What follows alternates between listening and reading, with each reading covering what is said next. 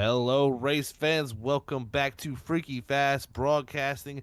We're here tonight for the Harpoon Design 200 here at the Phoenix Raceway with the Sim Racing Unleashed Cup Series brought to you by Budget Sim Boxes. Your source of high quality button boxes at an affordable price. You can find them on Facebook by searching Budget Sim Boxes. Welcome everybody here tonight to the racetrack. I'm Zach Hall up in the booth. Joined alongside me is going to be David Medina, and as always, we'll have our producer Robert Moyer Jr. up in the booth running the cameras and the great sights and scenes here from under the lights at Phoenix. But David, back here for race number 3 of the season in the next gen car here at the short track at Phoenix. I was getting some word that we're going to have to worry about tires. Last season, I know you were here with us. We had major issues with tires at this track. And I heard that tires could be looking to blow again here tonight. We're going to see a very wild race, I think, here for 200 laps. Yeah, here at the desert in Arizona, and coming 200 laps here around this track, and I can imagine that they're gonna have to worry about tires again. So I'm not too surprised about that report coming out there. But it's gonna be interesting to see. Can Mark Whitley pull up a victory here again this season at this track? Yeah, Mark Whitley looking very strong. Our two-time defending series champion here at the SRU. And wow, look at that. Man, Mark Whitley already to the top of the board with a great time. That's faster than his practice time there, David. So picking up some time from Whitley. We'll see if Chuck Sweeting can bring his lap time down here on the second lap, as he was pretty close to him also there in practice, along with Steven Stimping. Yeah, that's a really good lap that Mark put down there, and gonna be fast enough to start on the front row here to get this thing kicked off. And I don't know, Zach, if you've raced these cars here. I personally have not, so I'm looking forward to seeing these cars on this track and see how they do here. Yeah, I actually have not either, David. This is I've seen the one race we had last season here at the league with this car, and tire wear was definitely a huge issue for the guys, and it was just a management race at that point. But tonight, what I'm hearing, luckily Mark Whitley was able to give me a little bit of data out there, and he was saying he was able to run about 68 laps before his tires were about to blow off. So it looks like the last 5 laps of those fuel runs are going to be pretty interesting here tonight with this car. So we got a lot in store for us here as qualifying continues to tick down. Right now, still Mark Whitley at the top of the board. Steven Stipping's going to slot himself up to third after Chuck Sweeting gets second. Gino Morrow there, a great pickup for him to put himself fourth. But a tough track here, David. What do you think are some of the issues these guys may face here in this car tonight? Yeah, and historically in this track here, going into turn one, these guys will mess with their brake bias. So it's just something you got to be real cautious of when you're messing with your brake bias. You don't get too much of that rear brake, and end up spinning it going into turn one. Just trying to hold the car down. But I think that's going to be one. I think the other interesting issue is going to be with these cars known to be able to travel pretty close together. We could see maybe some side by side racing for a while. So how these guys handle that. Coming off turn four, you can get a little bit loose there, and that wall's right there to catch you and push you right back towards the inside. So there's some challenges at this track for sure. Challenging raceway that it is, but tonight these drivers are going to take it on here at Sim Racing's Unleashed Next Gen Cup Series. Right now, about 38 seconds left here in this session as Mark Whitley is going to look like he's going to end up with the pole unless somebody here in the final few seconds can squeak by. It looks like nobody out on the racetrack. So Mark Whitley looking to bring home another pole position, and after a win last week, he is looking to get on some type of a roll here. And he's known to do that here, David. So we'll have to see what he can produce. Thank you, everybody, again for tuning in here tonight to Freaky Fast Broadcasting. If you haven't yet already, hit that thumbs up button, that subscribe, and that bell notification button so you can be notified when we go live each and every time here, as we got plenty of races and action going on all throughout the week here at Freaky Fast Broadcast. Thank you to Mr. Stippian out there in the chat, as always, tuning in, and Sam Dyer, one of our own here at Freaky Fast Broadcasting, tuning in here tonight as it's going to be a wonderful night under the lights here in the desert, David.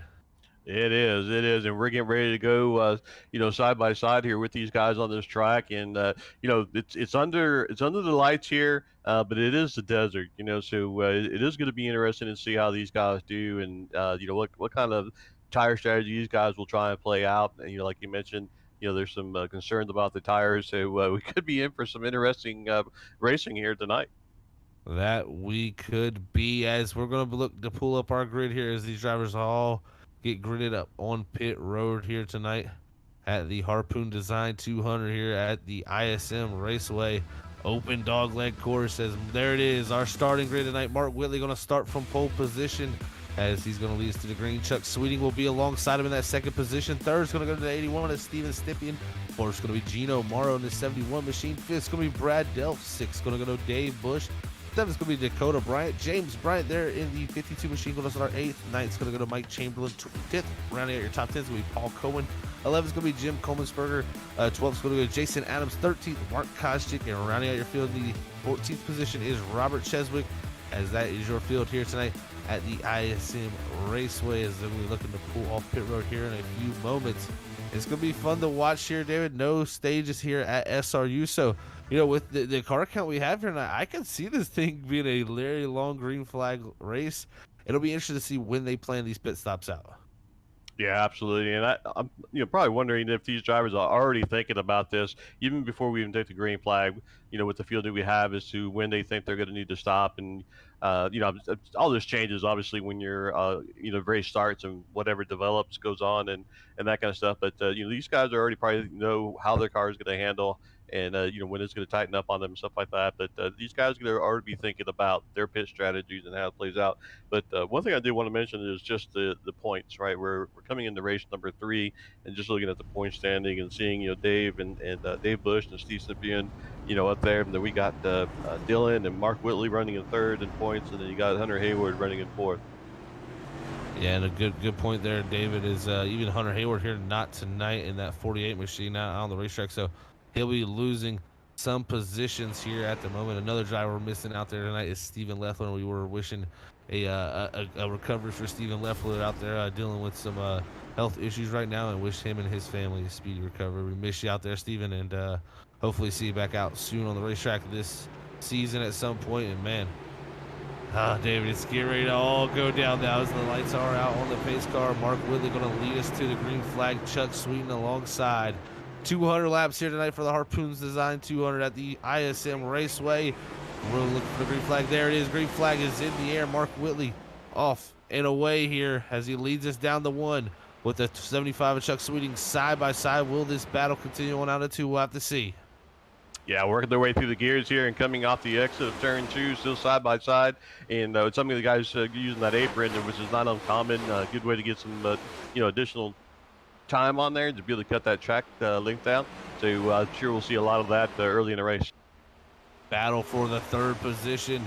Steven Stippian trying to make it work in that 81 machine. He's going to have to back out and let the Gino Morrow 71 machine there go forward there, take the third position from that 81. He'll look to dive it onto the dog leg now as they go back up the racetrack. And that's a very utilized part of the track for making passes, but it gets tough there when you get down to 3, David. Yeah, it sure does. And, turn 3 is one you really got to be cautious of. You can lose a little bit of time there going on entry, but really what my issue has always been is coming off the turn 4 there, and just because of how loose that car can get and how fast that wall approaches. Early laps here going to Mark Whitley in the 77 machine. As Chuck Sweeten looking to hold on to second there. Gino Morrow trying to do everything he can in his power to hold on to third here early and going. Stippy in the fourth. Brad Delph there fifth as they all single file out here in the opening 3 laps. And, like what I talked to from Mark, he said 68 laps. So that's, not going to be able to go halfway that 100 lap distance here for them tonight. I'm thinking you may see guys start deciding to pit. Maybe, it's interesting a realm there where they decide to do that. Maybe they try to go for a 2-stop and split this race into thirds, or do they do a 3-stop and split it into quarters? Yeah, and I think those are questions that they've asked themselves already while they were waiting to come onto the track, and it's going to come down to some strategy play as well, and depending on where you're running to, so what strategy you might play out. So if you're running a little bit farther back, you might go ahead and come in and pit a little bit sooner. But this is one of those tracks that when you do pit, you can lose a lap fairly quickly. So the last thing you want to see if you do decide to do that route is see a caution come out. early going here. Mark Willie's still hanging on to this lead as our top six have somewhat broken away as second and a half separates them. Then back another second and a half to James Bryant. In that 52 machine is now Steven Stipping. He makes the dive on the dog leg down to the inside of the 71 of Gino Morrow. Morrow drives it deep into the corner. He's going to slide up the racetrack here for a moment and let the 81 have another attack down the front straightaway. Just cannot get it done here at the moment as the front two try to pull away. Yeah, we're seeing the front six cars already pulling away and putting a gap from the seventh place on, 2.7 seconds there. So I'm going to keep an eye out on Dakota Bryant, and he's really been doing a great job this season. And so I'm going to keep an eye out and see how he does here. I would expect him to climb up. And speaking of climbing up, we got Jason Adams, who's moved up 3 spots, and we got the number 6 of Robert, who's moved up 4 spots. Yes, the big mover there's early in the going, David, is we're still watching this battle here as we're going to check back on the back of the field here. Here's Robert Cheswick. He is up those 4 spots from that 14th start position, now breaking in to that top 10 as he's got by Jim Kolmsberger there in the 19. You see Jason Adams in there in front of him, 3 positions up for that 24. So those two, the biggest movers in the field at the moment here, as only 8 laps in, making up 3 or 4 positions in 8 laps. You'll take that any day. Yeah, I'm sure he will. I'm sure he's happy with that performance so far. But just kind of keep an eye on the timing. We got Gino running a 27:43 and Dave Bush running a 27:36. Yeah, at the moment, very close times throughout this entire field. Is again that top 6 trying to break away, and this is a very close race here in a short track. Up front for these top 6, they're seeming to be able to run right in each other's tracks and have no issues of it here early in this race. But doing a little bit of math, and actually a little contact between the 81 and the 71. That's going to bring on a caution here for the 3rd position, and right there it goes around Steven Stippian. As man, contact between him and the 71 there, and one is Steven tried to get it slowed up to not run over Gino some more. And he got collected by Brad Delph as we'll have to go back on the Freaky Fast replay here and see exactly where and how that happened as they're down into the corner. You can see 81 to the inside, just looking just a little bit of a tap to the left rear of that 71. And he goes around, Steven trying to slow down to make it by the 71 spinning in front of him. He gets collected by Delph behind him, and then Dave Bush's teammate goes right on by. But man, 2 guys only collected that, but no major damage, I'd say, for anybody. That could have been a lot worse. Yeah, it could have. Unfortunately, like you said, it's pretty minor damage for these guys. And again, this is a little bit of a short track here, so it shouldn't hurt them too bad. But just unfortunate to get wrapped up there in the early laps.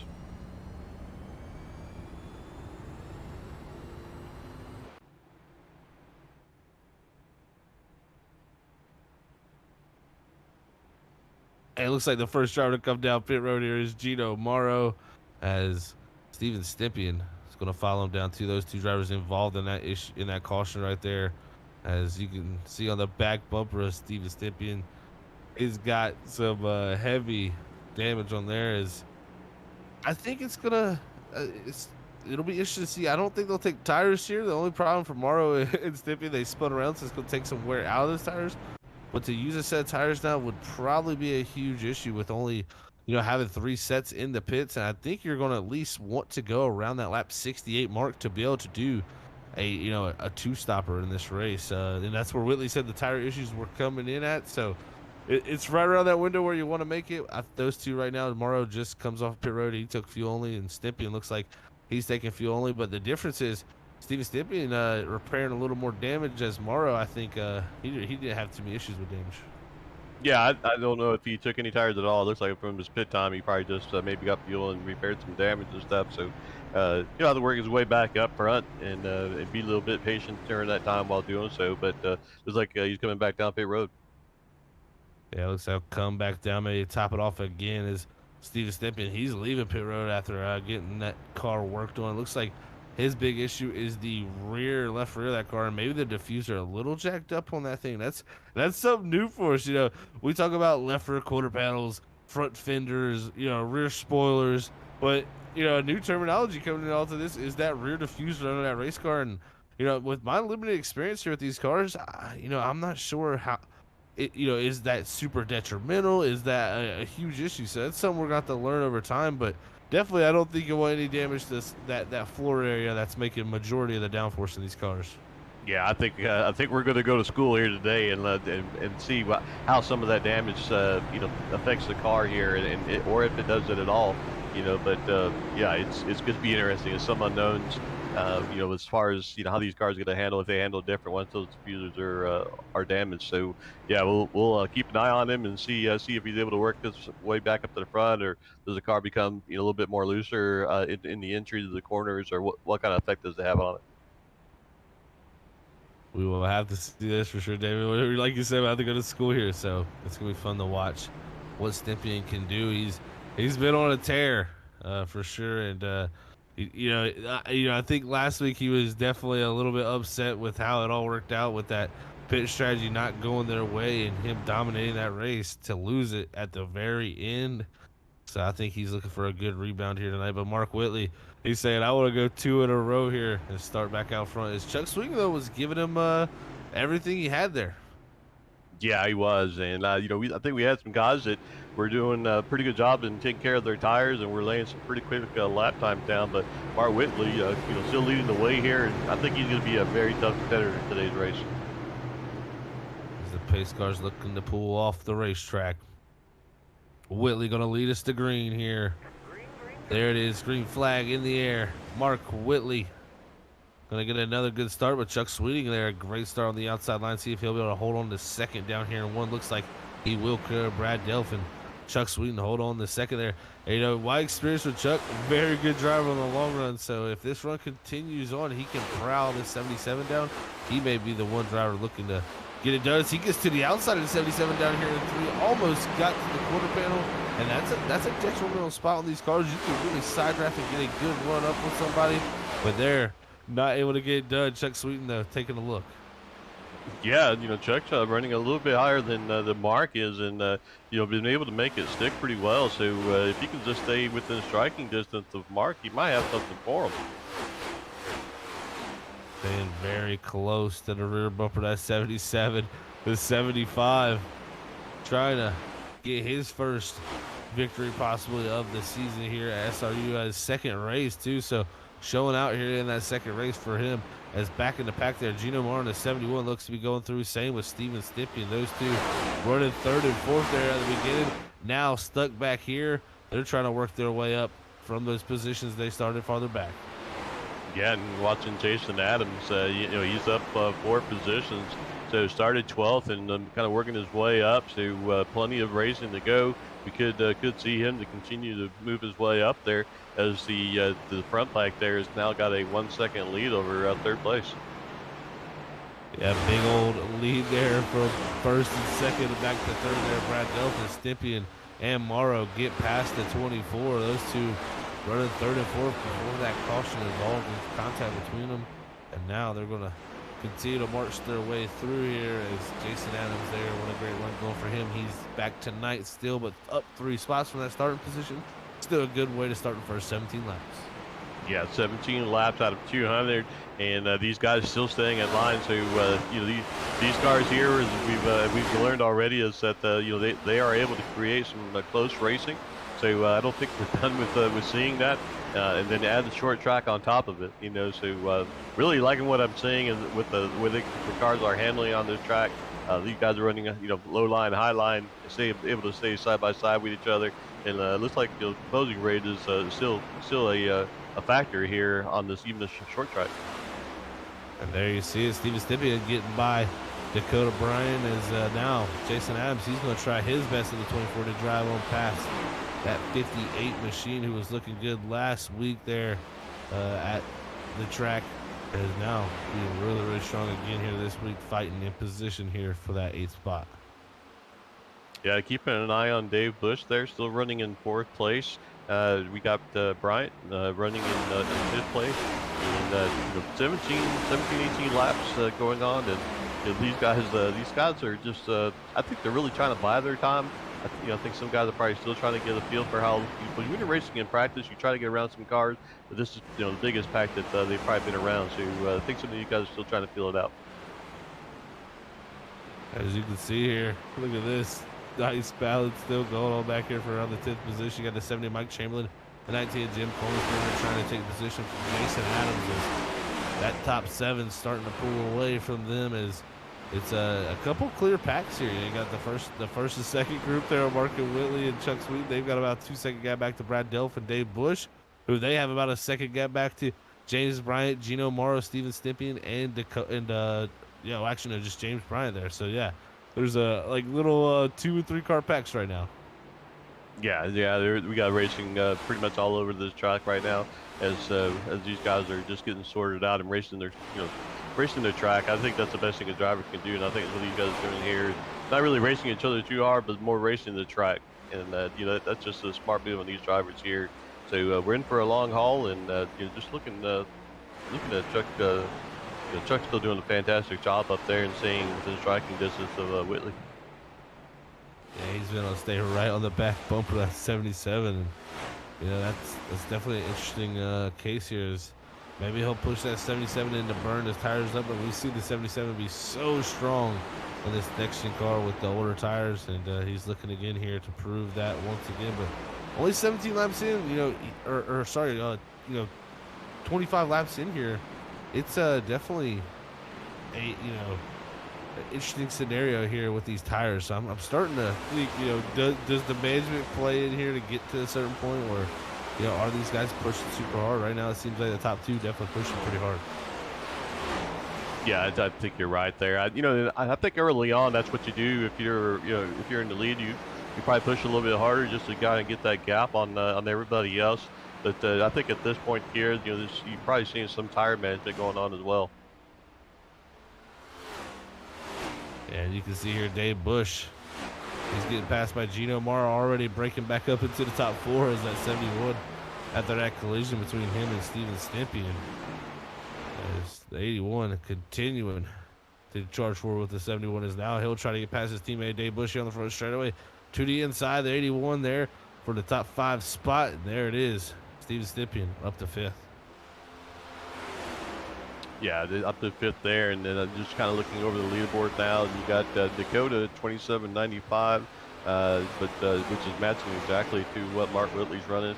So not too big difference on throughout the whole field as far as lap times. Great lap times being turned all by these drivers up front. 28 laps in the books here of 200 here for the Harpoon Design 200. Stippian made the pass up to the top 5 now after involved in that incident. So very quickly able to make that track position back up for the 71 and the 81.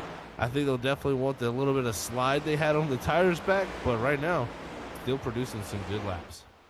They are, and we're 29 laps, 30 laps into the run, and we're still seeing battles all over the place, but we're getting some gapping in some areas, but just keeping an eye on Gino as well. He's moved up the rank here, back up to 4th, so not quite halfway into a tire run. So again, with not running these cars a whole lot, especially on this track here. It's kind of hard to get a feel for what these guys, but the cars look like they're pretty stable on this track, which is pretty impressive. Yeah, and I was going through the lap times there, just very similar lap times throughout the whole entire field. So, not a wide gap of speed disparity between everybody. I mean, even Brad Delph right now, he's turning lap times quicker than our leader. He ran a 27-second lap there. Same with Gino Morrow. He's showing a lot of pace here as this run continues on. So, some drivers really starting to come to the front here as this run goes. Our leader, it looks like Whitley, starting to possibly struggle here is Sweeting trying to figure his way around. Yeah, Zach, that's a great point. You're right. Looking at the timing line, and some of these guys they're a little bit farther back are actually having better lap times than our first 2. So tire management could be starting to play a role here. But early on into the run, and we have one caution, but these guys are doing a great job in this new gen car, running it on the short track for the first time. And looking forward to see as this continues to progress and we get closer and closer to the pit stops. All that transpires. About halfway of the way to the first pit stops here tonight at the Harpoon Design 200. As we're looking at the battle here for the 3rd position, Morrow He's been charging through ever since spinning there, and in that first caution, he's almost back to where he was when he did spin. Right now, that's 71 on the prowl. Same with the 81. Those two looking very, very strong. And looking at too the lap times. Again, Steven Stippian, he's at 27:95. It's been quicker these third, fourth, and fifth guys really than our front two. Yeah, and looking at Gino there, and looking at the 14 of Brad, well, up until this lap, they weren't really racing each other; they were just staying in line. But now they're getting a little bit side by side racing here as we get ready to go to the dog leg. Look at this. Morrow with the big run down to the inside. Delph trying to hold on to that spot. Morrow going to drive it in deep, but Delph through the middle was able to close up that gap, but just cannot keep the nose underneath him. Morrow to the spot is now Delph with the crossover. He's going to be to the inside down here. We'll see what he can do. Does he slide up in front of that 71 or does he get held down? The 71 with a great run to the quarter panel. Side by side out of two. What great racing we got here. This is almost the opposite of what we had in the lap before. Yeah, that was a great crossover move to give him the preferred line going into one. So really impressive for him to put that countermeasure out there. And Morrow gets it done now up to third. We'll see if Delph can hold off Stimpian. And Stimpian's coming with the head of steam also in the 81 machine. This is 3.2 seconds behind our leader, so definitely lost some time to our leader here in that battle. And it seems like these next gen cars and the Cup cars just in general lately, you get side by side and you really slow each other down. Yeah, it's true, and they do good on longer speedways where they're able to draft and stuff. But yeah, you can side by side, and you can definitely slow down the car that's next to you. But we're on lap. Well, my timing says 37. Not sure if that's accurate or not, but into the longer run that we're in, the tire's going to definitely put a play into this thing. But I've always heard on these cars here the braking is a little bit different. So Zach, what do you think? How's that going to affect their pit entry? Yeah, the brakes, that's one thing I feel like the drivers have commented maybe even the most on about this car from doing this series here at SRU with the Next Gen Cup Series car. And, you know, they've a lot of them have said just how powerful the brakes are, but the one thing they will say about that with the bigger brake rotor and the bigger package of brakes we have, it's also a little bit easier to lock up because you got a little more braking power. So it's a little bit easier to lock up that big slick tire there coming down the pit road. So I think guys are going to have to definitely be dialing that brake bias in. And that's one of the beauties of this car. You can really dial the brake in and get it right for you. But hopefully they practiced that and they figured out how to get it done. But the stopping times of these cars, you should be a little bit be able to be a more aggressive. But if you're too aggressive on that brake pedal, it definitely will have an issue.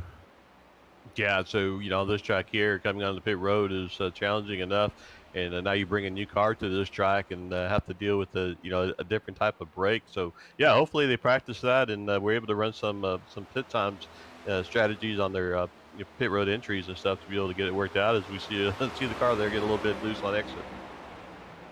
Yeah, a little bit wiggly there as these tires continue to wear off here. Lap 40 of 200 here. Believe we're about 25 laps or so from our first set of pit stops here tonight. Unless someone decides to come here in the next 10 around that 50 mark to do the three stopper. I think most majority are going to try to get the two stop done. Right now, Mark Whitley, Chuck Sweeting getting it done, but oh, there goes Morrow around. Yep, right there coming off to turn four. Comes spinning around. There was another car there to make contact with the outside wall. Oh man, that was Brad Delph and Dave Bush there involved in that incident. But Morrow going around for the second time tonight here. Second caution here, as we're gonna have to see exactly how that played out. I believe he just caught a little bit of that apron and got under that yellow line, sending that 71 around. He was looking so quick here, as we'll see on the Freaky Fast replay what's going on here to bring out our second caution tonight here at the Harpoon Design 200. As now here coming off a four. You see him drop that left front tire under that apron, and that's actually something we utilize here at this racetrack to help us turn, and it definitely upset that car a lot more than I thought it would. Yeah, I was thinking the same thing. I was watching the replays that it's a kind of a common thing is that you try to put that tire a little bit down in there just to help it rotate, but maybe maybe this car doesn't need help rotating. It definitely looked like it rotated pretty well there for sure. As we're gonna be looking to maybe make our pit stops here. I think we could see drivers possibly waste a set of tires here. This is such a hard decision because this could put you into that realm of, we're gonna do the opposite strategy where now we're gonna pit probably around lap 100, maybe lap 150 there also. So you're still two stopping, but you're doing it in a shorter distance. We'll see if they take tires though here, David. They only have 3 sets in the pit, so you're gonna have 2 more for pit stops later. So you got to be careful here not to use these tires unwisely. Yeah, as we can see, the car's going up in the air, so they're definitely taking tires here. So, they're gonna have to probably either, like you said, go to a different strategy or try to make a longer run out of it. But yeah, the lap 43 and got our first caution out, and we see Mar Willie coming out. Mark Whitley, great launch out of the pit stop there as he's going to win the race off of pit road. And then Steven Stippian also.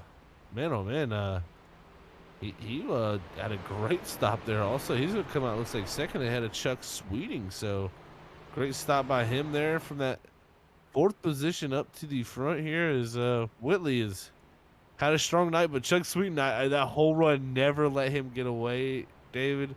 I think if Chuck Sweeting gets out ahead, he might have checked out there just because he was able to follow so well.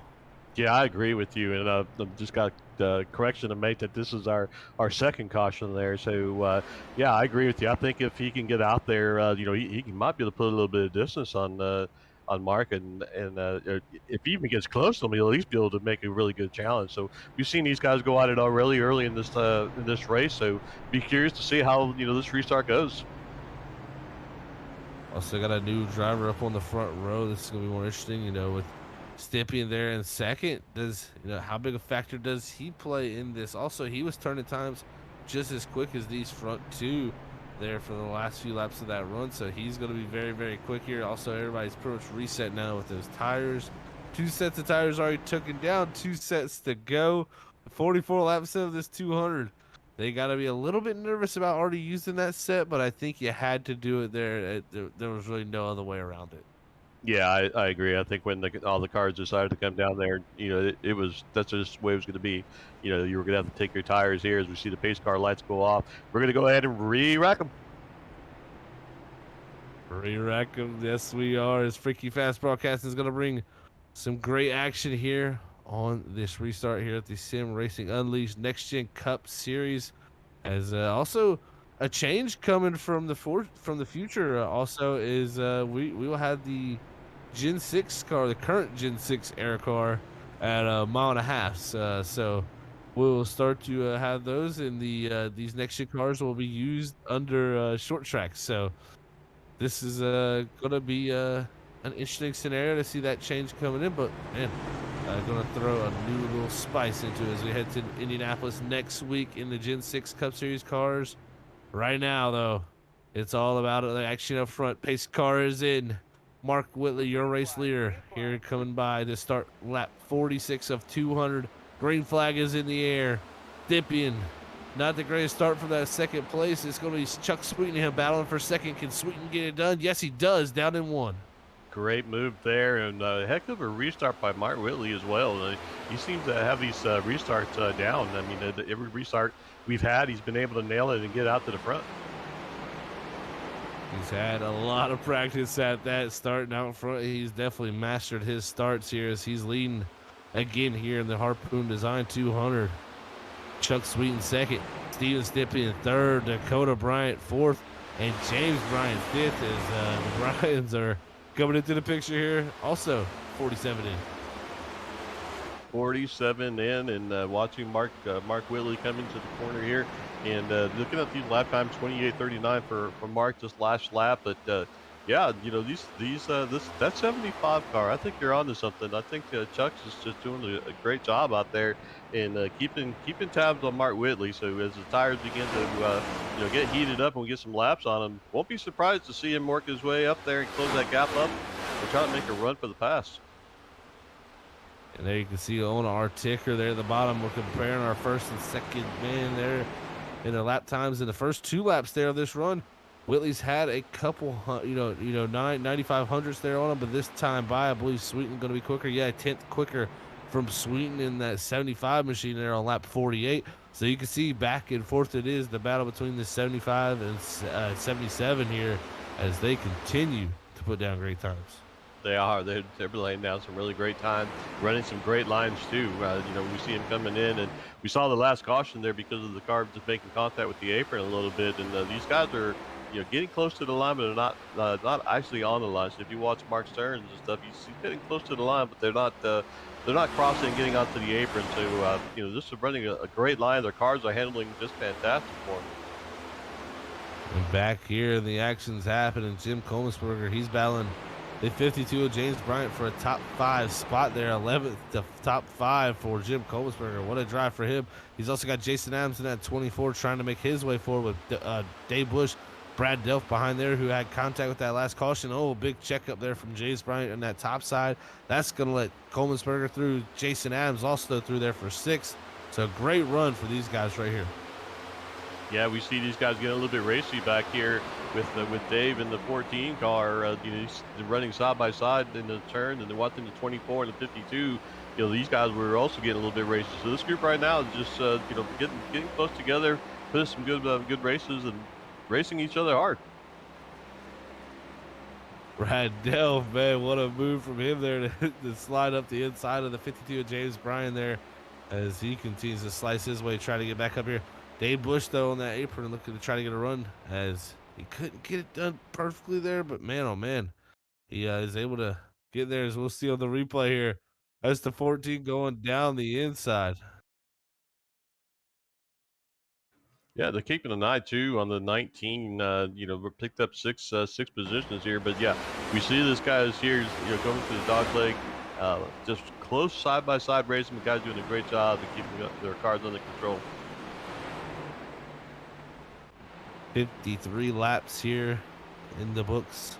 A quarter of the way through here with Mark Whitley out front.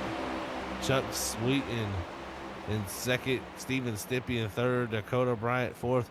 And Jim Kolmsberger in the 5th position here. As we're a quarter of the way through, we're going to hit our first commercial break of the night as we love the action out here on the racetrack. We'll be back in a few moments, everybody. Don't miss our side-by-side action.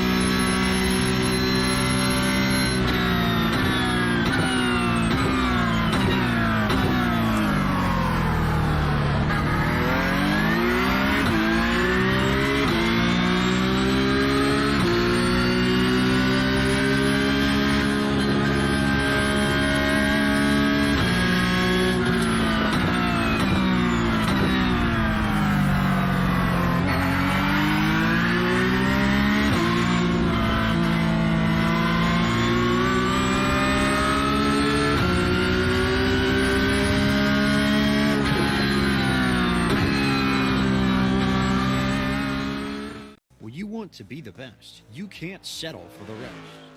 There's a reason that Makoni Setup Shop is trusted by more virtual and real-world tracks and companies than any other setup shop in iRacing. With partners such as Stafford Motor Speedway, the Nashville Fairground Speedway, Five Flag Speedway, Speed 51, and more. When you want something done right, you go to the experts at Makoni Setup Shop. With setups available for most series on both asphalt and dirt, built by a team of professional builders consisting of some of the top talents on the service, Makoni Setup Shop LLC has what you need to hit the track with confidence. Head over to MakoniSetupShop.com and learn why Makoni Setup Shop is the official setup shop of Richmond Raceway Esports and is partnered with some of the largest names in virtual and real racing. And remember, at Makoni Setup Shop, there are setups, but your victories.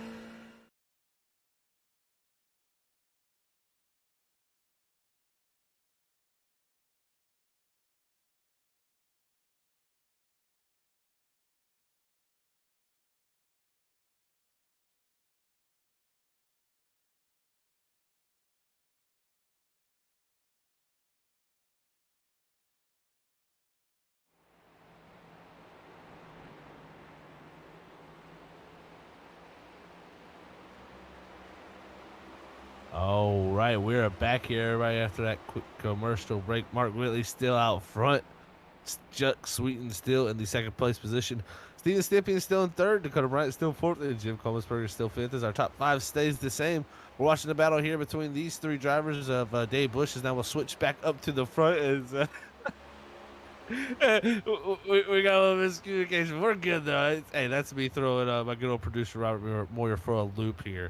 As we're playing games up here in the booth. As you can see, Whitley here He's got some pressure for that 75, but not too far behind there is the 81, and not too far behind that is the 58. These four here looking pretty strong. Jim Kohlensberger also in the 19, not too far back in fifth. Yeah, and then just talking about Steve Cynthia and Dakota Bryant, last lap with the 28:07. Both of those cars ran a 28:07. So yeah, they're running some really quick laps and they're closing that gap up. And we're looking at about a second of fall off here, David. You know, that's one thing I was starting to think, how much fall off we get here. About a second from where we started off. We're about fell off now already. So there is definitely some fall off, more, less than what I'd say we're normally used to here in the Cup Series cars with these next gen cars. So we're still learning that, but we heard those tires still have issues after a certain lap. So we'll have to see. Can they make it to that 100 point? Because I'm thinking 100 is probably going to be their mark to stop, and then maybe one final stop there at 150 or so. So I'm thinking that's the strategy in my head, but we'll see if anybody's got something playing better than me, as our top three all starting to get thrown under a blanket here, as maybe the 77's starting to struggle with that wear. Yeah, and we talk a lot about the tire wear, and just kind of wonder, if it's tire wear or is it just the heat buildup in the tires that's really causing these guys, their issues with their tires and stuff. But I guess, time will tell as we continue to kick off lap as we pass just the 30 lap mark since our last pit stop. But these guys up front, Mark just ran a 28:19 and picked up that pace a little bit. Yeah, see, David, I think you may be right about the tire temperature thing there, because that would explain these kind of lap times bouncing back and forth. They'll run like a 28, 23. They don't drop back down into the ones bracket, and that's the tires cooling down, heating back up, and it's kind of ebb and flow here that we got at the moment. Whitley, what he's enjoying the most is clean air, because right now I know the 75, the 81, they're starting to think, man, if we just had some clean air, this may work out a little better. As Chuck Sweeting, oh no, he's starting to actually lose a little bit of network connection out here, as you can see him popping around on our leaderboard there. Hopefully that clears up for him, because he's been having one heck of a run here tonight. It really has, and like you said, hopefully all that settles out for him and he can continue on. But yeah, just again, touching back on the tires and stuff. This is new to us, and as far as the tires and stuff and the cars on this track here. But yeah, it's going to be interesting to see. What I'm really going to be curious is if these guys do catch up to Mark Whitley after they're running all these laps, is how are they able to pass them? How are they going to be able to maneuver their cars with that many laps on their tires? And looking right there, Whitley just laps Gino Marr in the 71 machine. There comes Steven Smithy in the 81. Yeah, so just 75 there of Chuck Sweeten. Sweeten's looks like he's cleaned up, but he did lose a position due to that network issue there. But luckily, looks like he's cleaned up there.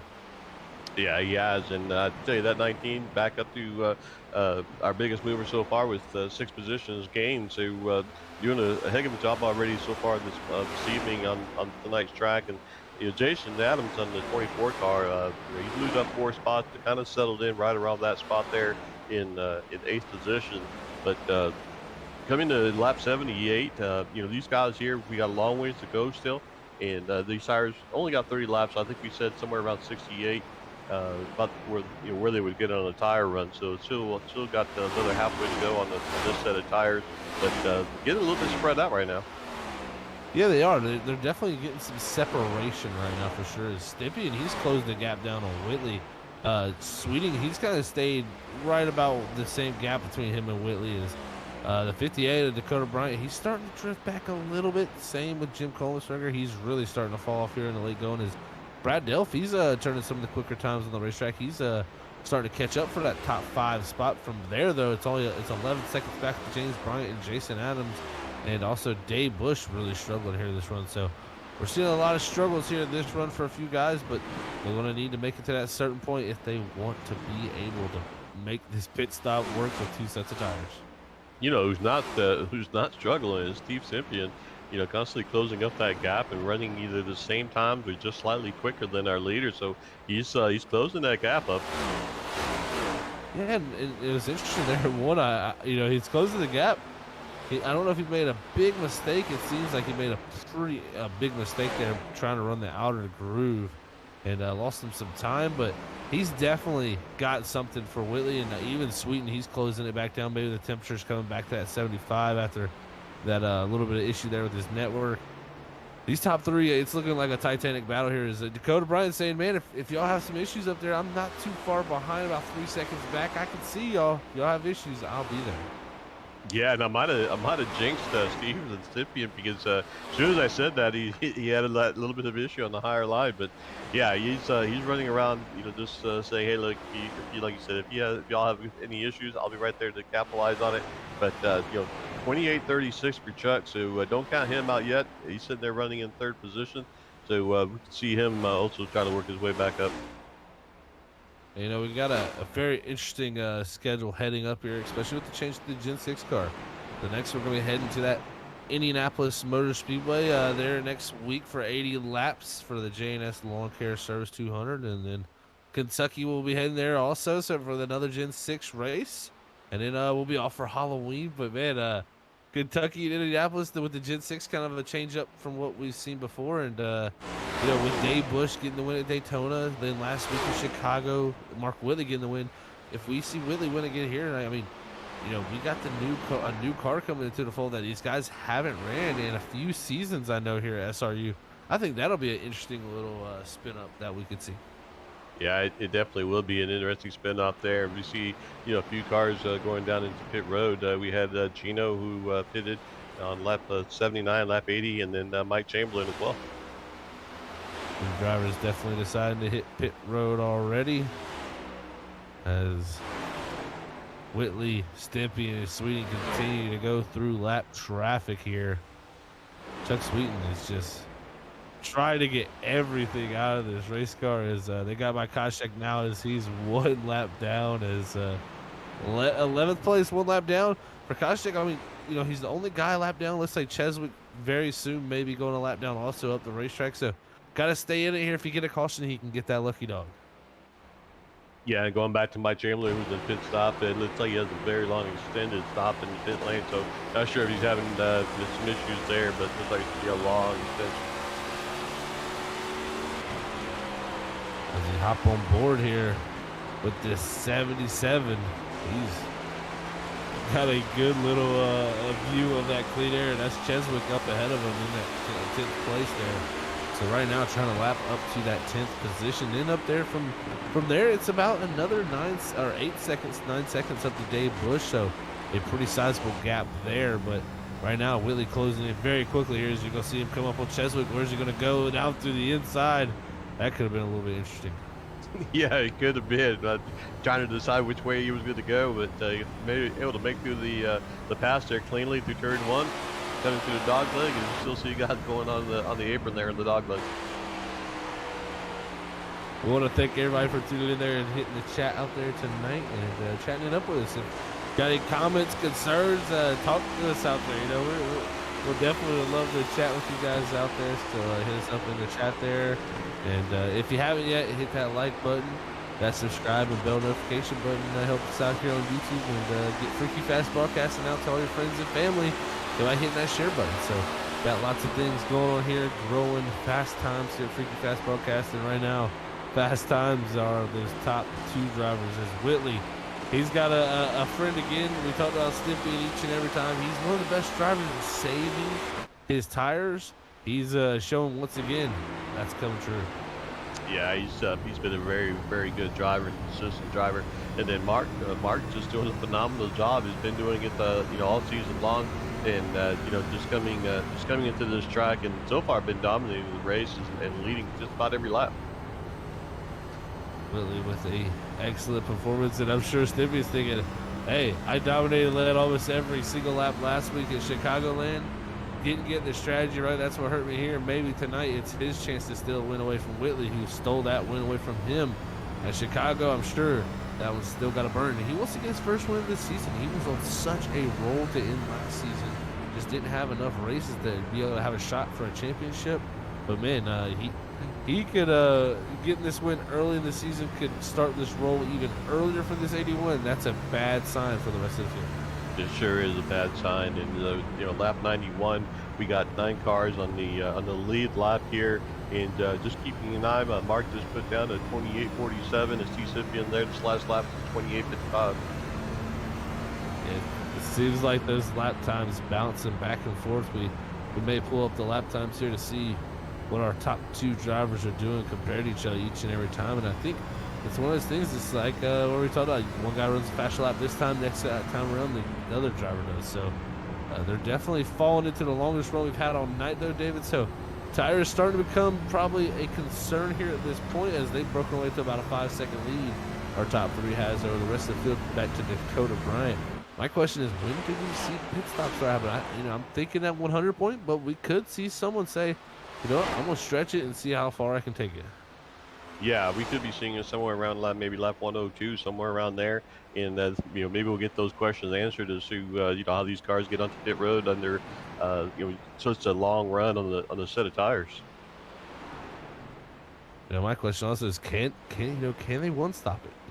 How far could they go on a tank of fuel? I mean, we did 40 something laps there in that first part of this race before we got that caution when they did come down and take tires and fuel. 150 laps or so to go in the race when they took the green.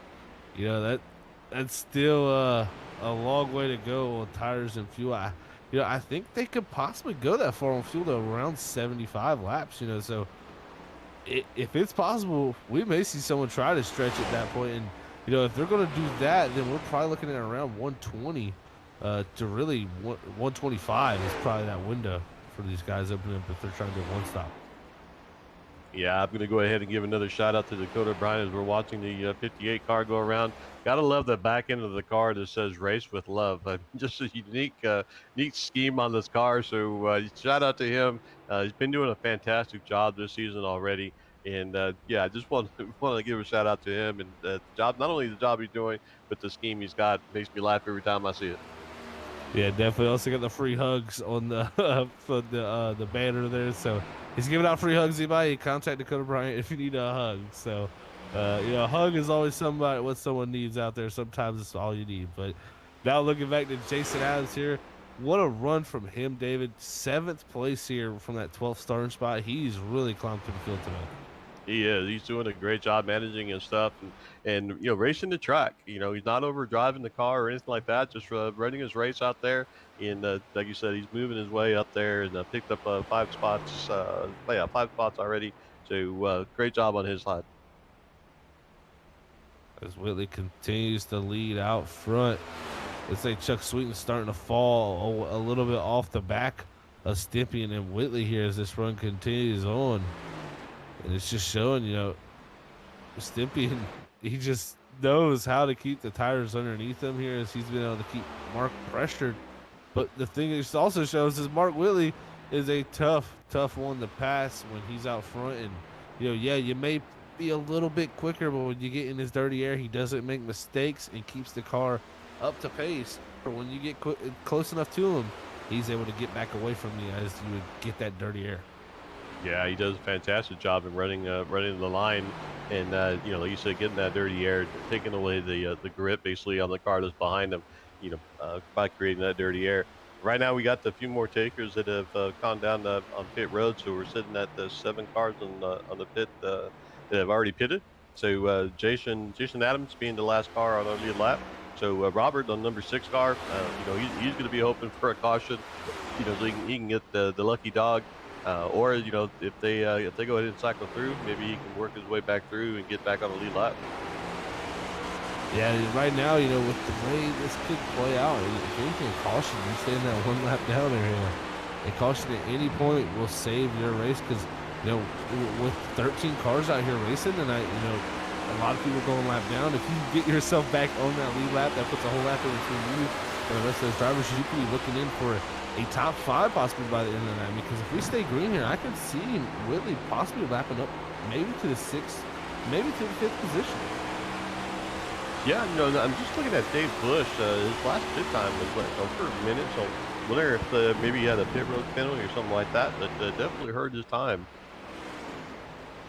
Yeah, that's definitely interesting. Our winner from Daytona there, Dave Bush, looking for more wins this season for sure. And the one thing I will say, that is one of his kryptonite from past seasons. He had issues with pit road, and if that is the case, he could have been very much struggling. And looking at pit road, he didn't make too many mistakes. It just seems like had a long stop.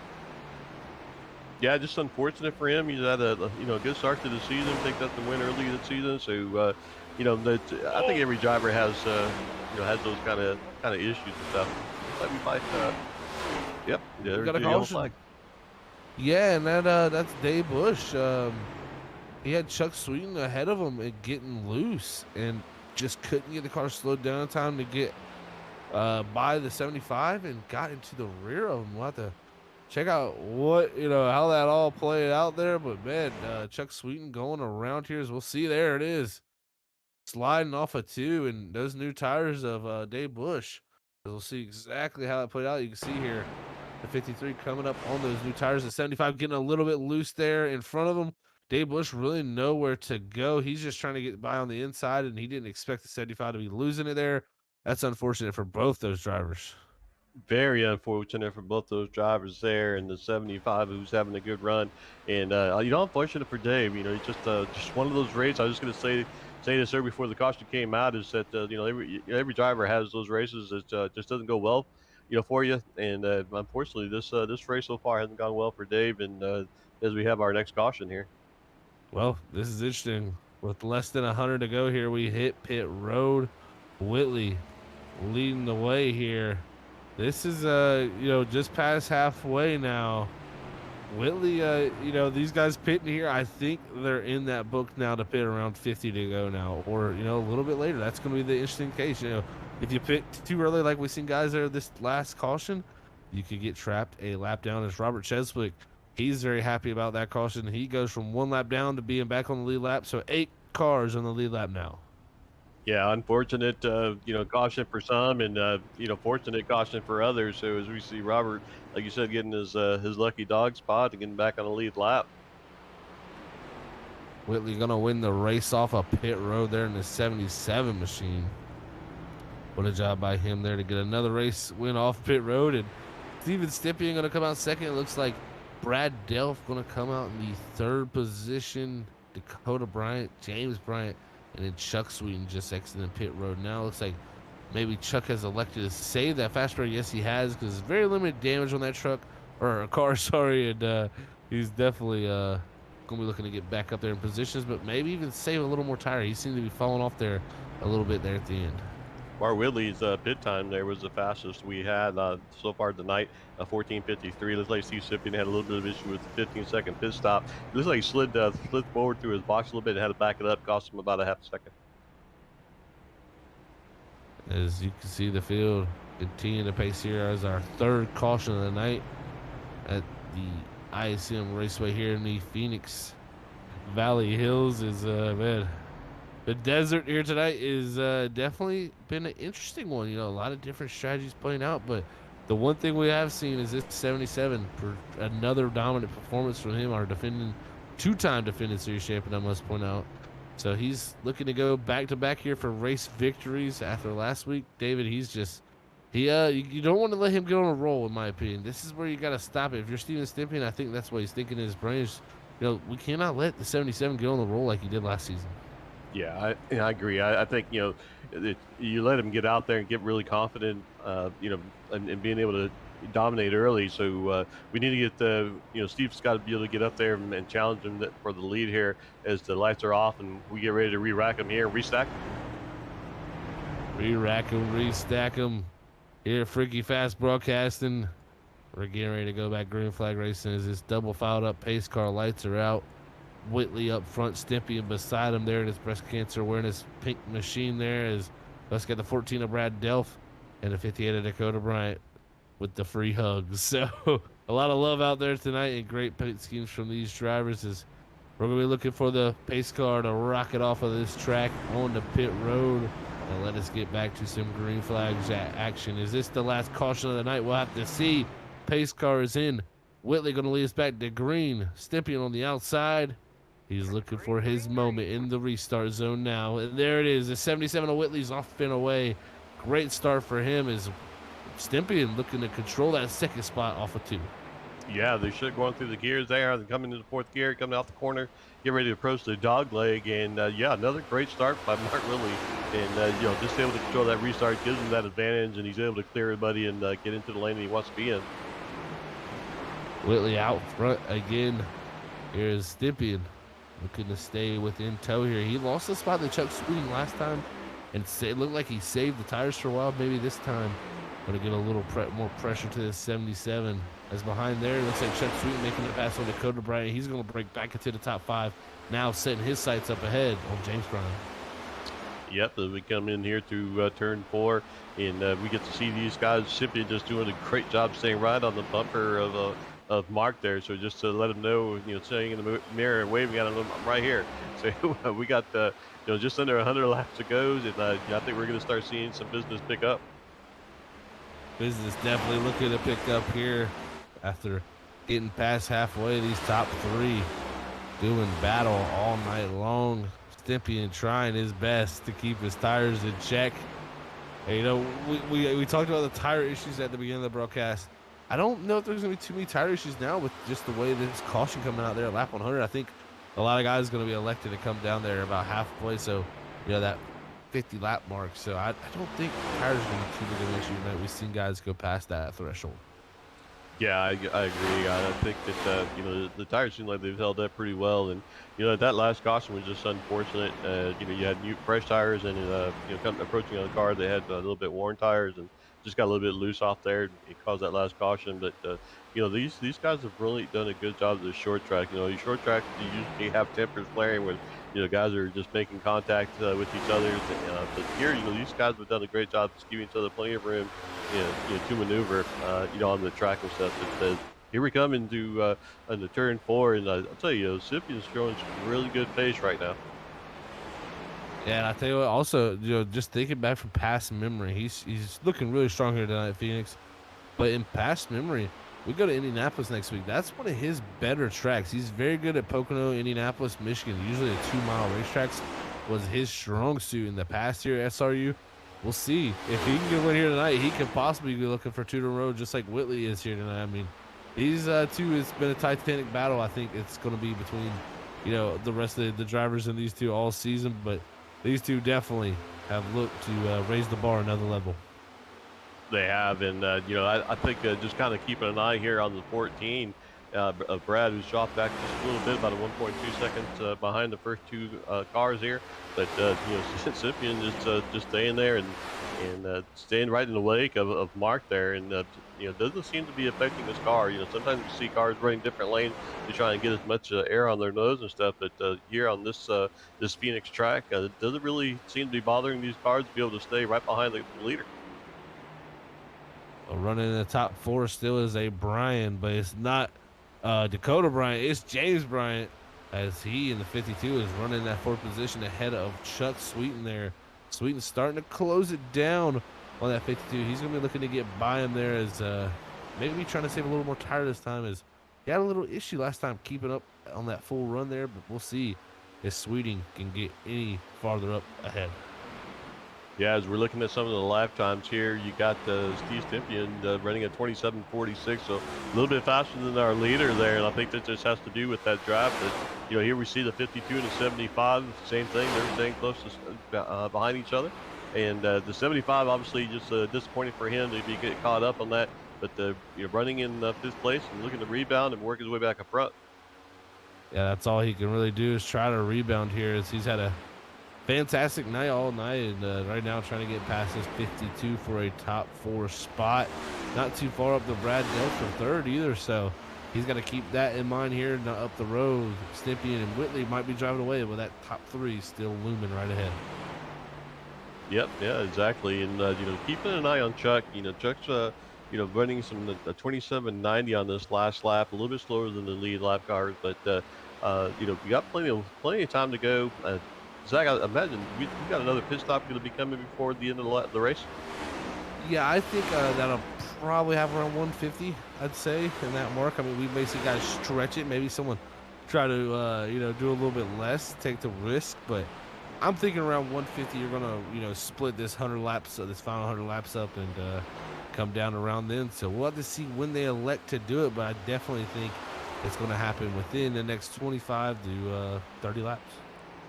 Yeah, so Chuck's just got to continue to put those laps down, and he might be hoping for a caution so that he can get re-racked and get close back to these guys. If not, then he might have to use some pit strategy to try and get some fresh tires before the leaders and get back on the track and run some faster laps on the leaders. But it's gonna be fun to watch towards the end here as that all shakes out. But looking at Robert, number 6 car, picked up 7 spots. He's our biggest mover of the race so far. Big movers all around this racetrack as we continue to put down laps, looking to get to 120 of 200. We're going to head to another commercial break real quick as we'll have some side-by-side action here on Freaky Fast Broadcasting. Don't tune away as we'll be right back in a few moments, everybody.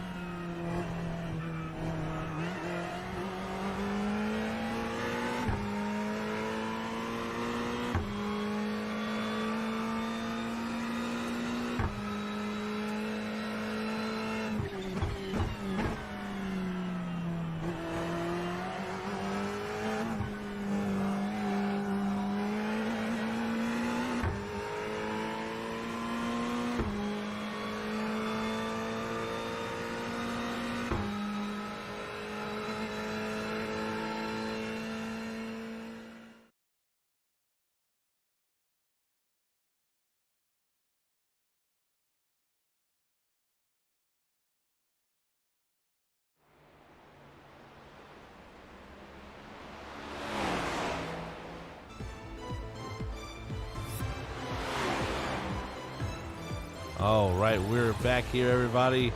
Lap 126 of 200 here as Whitley continues to lead out front. Thank you all for tuning in here at Freaky Fast Broadcasting. It's been a fantastic night of racing here at the ISM Raceway as we continue to race around here with these two doing some major battles. The battle for third is also heating up, but it's been a fantastic night here at the Sim Racing Unleashed Next Gen Cup Series. Man, the attacks are getting stronger and stronger from that 81 machine. As we want to give a special shout out to our sponsor here at Freaky Fast Broadcasting, a ButtKicker. Every game deserves a truly immersive experience. The ButtKicker Gamer 2 lets you feel every detail, from subtle footsteps to the rumble of a V10 powered race car, from ambient environmental effects to the power of a nearby explosion. by moving a physical mass instead of only air. The Gamer 2 provides instant, accurate, powerful base response, and it's all in perfect sync with every game with no additional software required. So head on over to ButtKicker.com where you can use our promo code FreakyFast20 to get 20% off of any purchase there at ButtKicker.com. And remember, that's Freaky Fast with 2 E's in the Freaky. So you head on over to ButtKicker.com and you can feel what you've been missing. But again, thank you to ButtKicker for being a proud sponsor here at Freaky Fast Broadcasting. Back out here to the action on the racetrack, David. These two, it's a mano-a-mano battle as looks like Chuck Sweeten now has finally got back into third past Brad Delph as he's made it up there, but 3 seconds back to that gap. These two up front duking it out here in a heavyweight title. Yeah, as we see them catching up to Brad there, and having to pass some live traffic now. But yeah, these guys are just putting up a show on up front here, and Steve just staying there the whole time. We ran nearly 30 laps since our last pit stop, and he hasn't faded. He's been there the whole time. So the question is going to come down to is what's he going to have to do to try and get around Mark. Does he try to get onto his bumper and try and make him loose on exit? Does he try to run a little bit of a higher line? What's he going to have to do to get past Mark? Yeah, that's the big question. From what I've seen here, David, it looks like he's been trying to get a lower entry than Mark to get a little air on that nose. It seems like it's working a little bit, but at the same time, I think he's going to have to get to the outside of the 77. I think making a pass down low is going to be very, very tough to do. Or, where's the best place to pass that's not on the racetrack? I think it's pit road. Does he pull the strategy there? Does he take it longer than Whitley? Does he undercut Whitley and come in before him? I mean, there's so many different questions. Now, Sweeting up the third there. He's trying to close the gap down also. But these top two, they got to be thinking, how can I beat each other? How can I hold back the 81? How can I get past the 77? Yeah, I think you're right. I think, especially with Steve running behind him, at this point here, he's probably just trying to find that little bit extra, to figure out where he's going to be able to try and make a move. And what you don't see too much, now is you don't see anybody dropping down. And as I say that, there he goes dropping down onto the dog leg. So he took away what I was saying. But what you don't see is the leader doing that. You don't see Steve doing that. And I don't know if that would be enough to be able to get on the inside of Mark. But he's definitely up there trying to figure out what he's going to have to do to make that pass. Yeah, I think you alluded to earlier with the dog leg. I mean, if he can set something big coming out of a run out of 2, he can utilize that dog leg to get something done there. As we've seen Chuck Sweeten, I mean, he took it way below there, and he was actually the fastest car on the racetrack last time by doing that. So it's an interesting move to make. I'm wondering how these cars are feeling as they go over that transition, but our leaders, they continue to miss that dog leg, continue to keep it on the racing surface here as Whitley still controlling this lead. It's just so tough. Stimping has been 3 tenths, 2 tenths within him this whole entire time, but that air is just so hard to overcome. Yeah, and you were talking about Chuck putting a faster lap down, and that is pretty interesting because he's not really in a draft. And these two guys are in a draft, especially Steve, and Chuck was able to run a faster lap than they did. So that was pretty interesting for me to kind of take a look at when I saw the timing line. It was just watching that he actually put a faster lap than the first 2 place cars. And right now, still all over the back of the decklet of the 77, but just can't get there. That's the thing. He's so close, David. He gets within half a car length right here. This is a little bit better shot here as he's trying to turn up underneath him, but it's a car length to a half a car length pretty much the whole way around this racetrack. Whitley, we got to give him credit. Not only, we're alluding to Stimpy being so good here and just putting the pressure on, but Whitley not cracking under pressure. You got to give him major credit.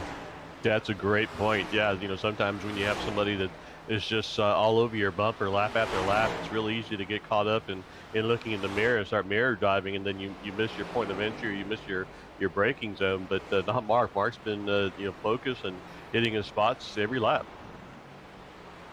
It looks like this is the only racetrack too at the moment, as the rest of the field has spaced out and got into somewhat of their own little packs here. But how is the broadcast out there to y'all in chat? Let us know. How's the sound quality? How's the picture look?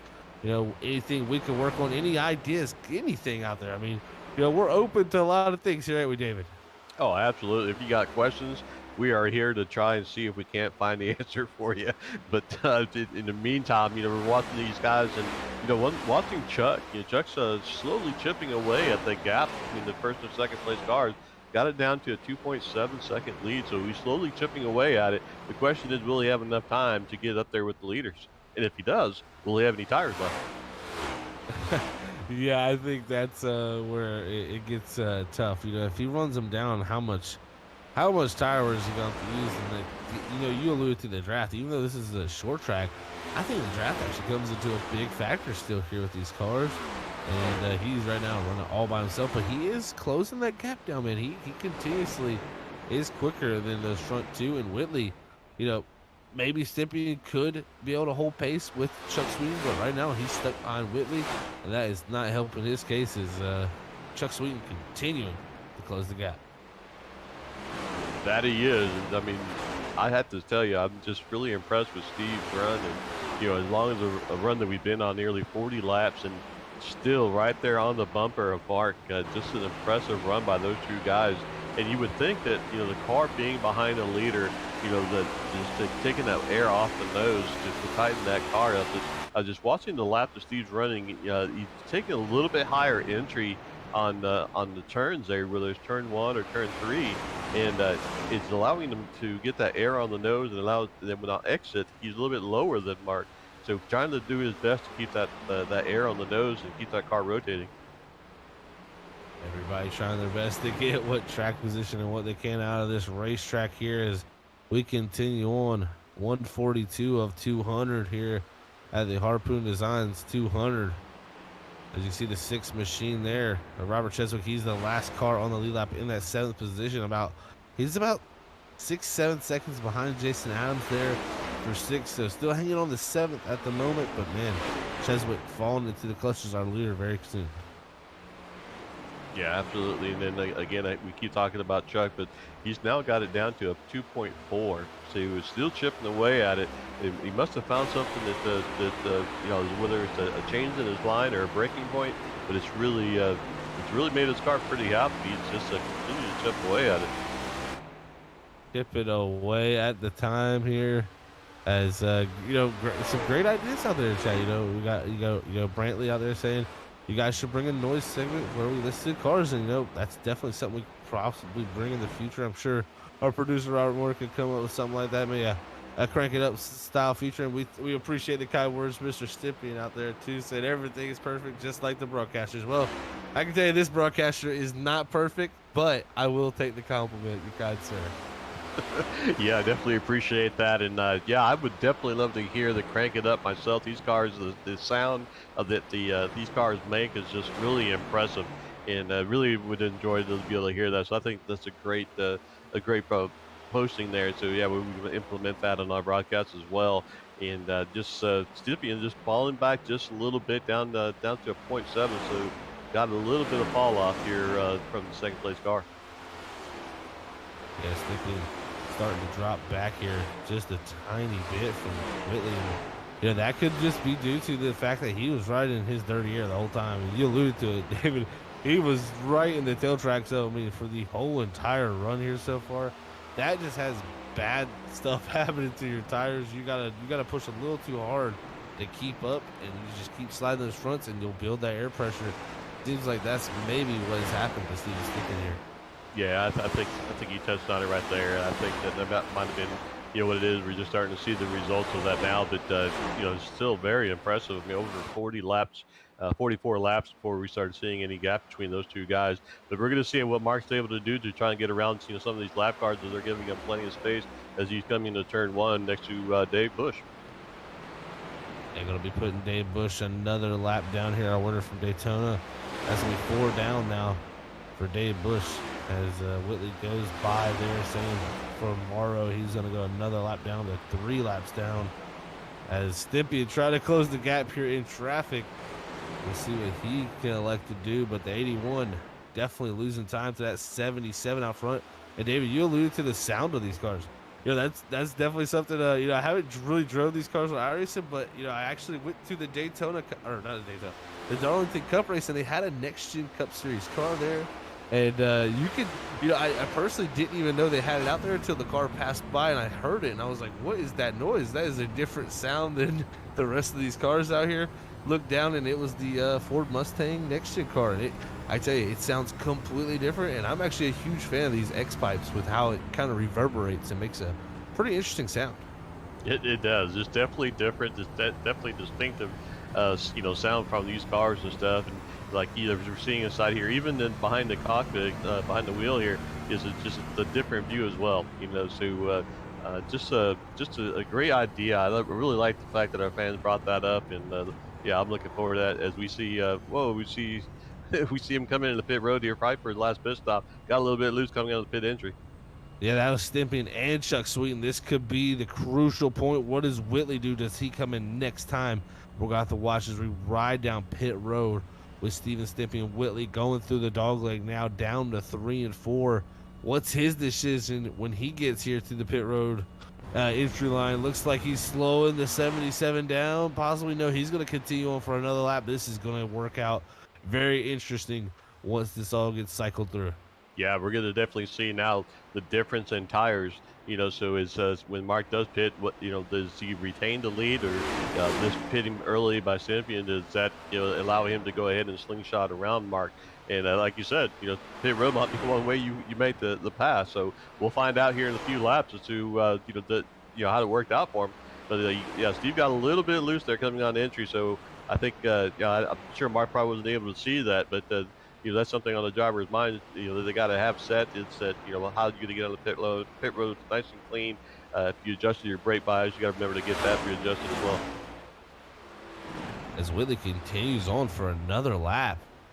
He's giving up valuable time right now, though, to Chuck Sweeten right now out front. Whitley running a 28.51. We'll see what Steven Stimpy and Chuck Sweeten's first laps are here as Chuck lost a good bit of time to Steven there in that pit stop sequence as Steven Stimpy really nailed all of that, even coming in a little bit sideways. And right there, that lap time, 27.125. Mark Whitley, 28.50.06. Man, that's a big difference there, David. And I tell you what, he's going to lose the lead once this all cycles through. It's just a question of, can he get back by with the newer tires? Yeah, that is a great point, Zach, is that, he might lose the lead here. And, with the new tires, though, will he be able to gain that back? We've seen that, during our races before where guys, one lap difference, and allowing that person to come back and get that win. So, we might be able to see that here, or we might not. So it's going to be pretty exciting to see how it shakes out there. And just kind of want to thank Brantley out there on watching the broadcast there, and says we're doing a great job. We appreciate those kind words. Yes, we definitely do here at the Harpoons Design 200. Definitely appreciate those kind words as Willie continues to lead out front. Brad Delph, James Bryant, Jason Adams, and Robert Cheswick, the drivers not yet to pit and hit pit road. So, man, this is continuing on longer than I thought Whitley would do, but we're seeing maybe if he's trying to catch a caution, maybe something like that in his mind, but he continues on again here to complete lap 156. And, here in the next 4 laps, and it's only going to be 40 to go. Does he have enough time? Yeah, and just taking a look at Steve, who has already pitted, 27.18 his last lap time versus Mark 28.57. So big difference there, over a second lap difference, as far as that goes. So yeah, I suspect that we will see Steven out there in the lead. The question is going to be is, how far back does, Mark fall, and how long will it take for him to come back up front? And, again, taking the other cars into consideration too, is he's got to fight his way, through some lap down cars. And you're seeing here Chuck Sweeten. He's trying to get by Brad Delph there. And Delph, he is on those older tires there, so you should see Sweeting not be able to get by him here. You should see a big run coming out of the corner here. But Sweeting just being really easy on the tires here for someone with brand new ones. Yeah, definitely being easy on there as we see the 75, coming into the turn here, just trying to, recoup, from his early incident there, for Chuck, just it not working out the way he would have hoped as he's 28 seconds back from the leader. And looking here, Mark Whitley still out front. And looks like Steven Stimpy going to unlap himself here also from Whitley. So now back on the lead lap up to 5th place. Not too far ahead is Jason Adams. Stimpy making great time here on this pit stop. Whitley, though, this time by going to be 40 to go. I just don't understand. I don't know when he's going to come down. He's waiting a while, though, here, David. Yeah, we're coming up to, almost 60 laps since his last pit stop. So, yeah, it'd be curious to kind of, maybe get a chance to talk to him after the race to see, why he decided to stay out so long. But, it might be part of his master plan, to be able to stay out as long as he does and then get those fresh tires and work his way back up. If he gets that win, it's going to be the move of the race, and he's going to look like a genius. But if it doesn't work out, then he might be second guessing himself and, kind of telling himself, I should have pitted much earlier. Well, hitting pit road, there's Jason Adams finally in the 24 machine. Dakota Bryant also on pit road in the 58. So multiple drivers hitting pit road that time there. Whitley still staying out. Maybe Whitley felt like David, if he pits 1 lap after Stimpy or 2 laps after, he's going to lose the lead anyways, and they're going to be such a little difference in the tires that he won't be able to get back by him. He's thinking, maybe I've already lost the battle by getting undercut. Maybe I should just go for the overcut. Take these tires longer, get the fresher tires later into the race, and it could work out for him. It could.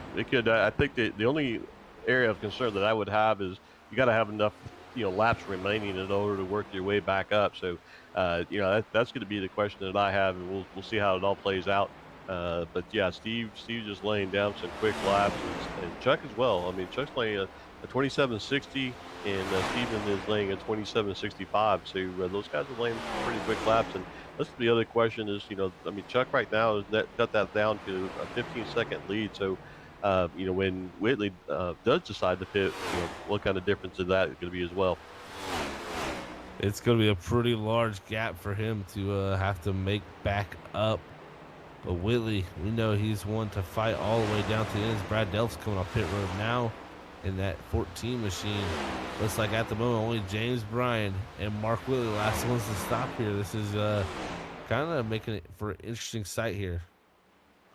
It is, and maybe to your point is he's trying to run out his whole fuel, see if a caution comes out. But we talked about it early in the race. So it was going to be interesting to see the different strategies that are played out. And by far, in my opinion, Mark's strategy is definitely an interesting one, probably the most interesting one so far of the night. Right now, looking at the field as they spread out, James Bryant racing here in his 52 machine, still out on the racetrack. You see the newer tires coming by. You can see the difference. It's a pretty big difference there between the guys. And Mark Whitley on pit road here, David. Yeah, that's what I was going to say. Is that Mark went ahead and decided to come into this last lap here. So now the questions are our answers to our questions will go ahead and be answered. But we're going to see now whether Steven, what kind of gap does he end up putting over on Mark, pitting as early as he did. Well, it's going to be 35 laps to go when this all cycles through.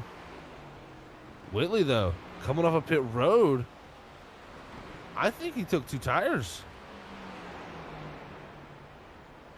Or no, he took 4. Yeah, I was looking at his pit time. His pit time's been pretty consistent of what his other pit times have been. 14:38, again, another quick, the fastest one we've had yet. So I think he did take 4 tires. Yeah, just a giant gap there. I thought he was coming out ahead of Stimpy. It's just Stimpy that far ahead of him. So, yeah, the gap is gigantic for him to try to run down here in 35 laps. Stimpy, though, already in the 27.8 bracket. So, Whitley should be able to go 0.8 quicker here already early in the going, and it could get even bigger as it goes here. So we'll see if he can make up the time. But right now, he's looking at around, it looks like to me around 18 seconds, maybe 19 seconds that he needs to make up. Yeah, 18 seconds and dropping fast. His last lap time there was the 27:07. I think that might have been the fastest lap we've had this race so far. But yeah, that ticker on that time is the 18. Almost now less than 18 seconds. So pretty impressive lap times he's laying down right now. But now he's got to push his car hard to eat up that time. And what's he going to have left when he does catch? And it looks like what I'm looking at, it looks like the tires start to even out after about 20 laps here. So it's going to be an interesting phase where Stimpians are just starting to get into that even out phase of right here around the 28-second lap. Once they get into the 28 twos and threes, that's where they really start to stay in that range. And this is where Whitley's going to be able to make up the most time. It's just how much time will he make up, and will it be enough? As he's also going to get past Chuck Sweeting up ahead of him, but Stimpian now making the pass, looking here down the inside of James Bryan, who has yet to pit still. Stimpian, your new leader.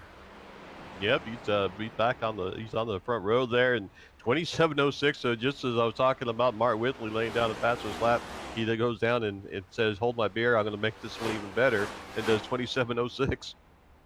Oh man, it's heating up here, getting pretty spicy here at the desert as the night rolls in. Steven Stimpian now out front. James Bryan back to second. Chuck Sweeten in third. Whitley on the new tires. Only 13.6 seconds now back to Whitley, but that's a still giant gap as he's just coming across the start-finish line now as Stimpian crossing over the dog leg, so about half a track in between those two. You know, with the amount of laps left here we have, it's going to be tough for Whitley to do this. It is. I mean, that time is dropping pretty quick, but so are the laps. So, you know, he's really going to be pushing his car. And, you know, if he does catch him, I mean, he's going to have to pass some other cars along the way, you know. So is he going to use up the stuff? Is he going to heat up his tires too much? You know, this could have been the winning move for Steven to pit as early as he did to get around Mark. We were talking about, you know, how difficult it could be to try and make the pass. And, you know, Steven did exactly what you were talking about, Zach, finding a way to do it, and he did it on pit road. Right now, Whitley trying to make up the gap. We're nearing 25 to go, 2 laps till then. We're going to head to another quick commercial break here at Freaky Fast Broadcasting, and then we're going to bring you the end of this race here as it's getting heated up as Whitley closing the gap down. When we come back, we might have a battle in our hands. We'll be back in a few moments.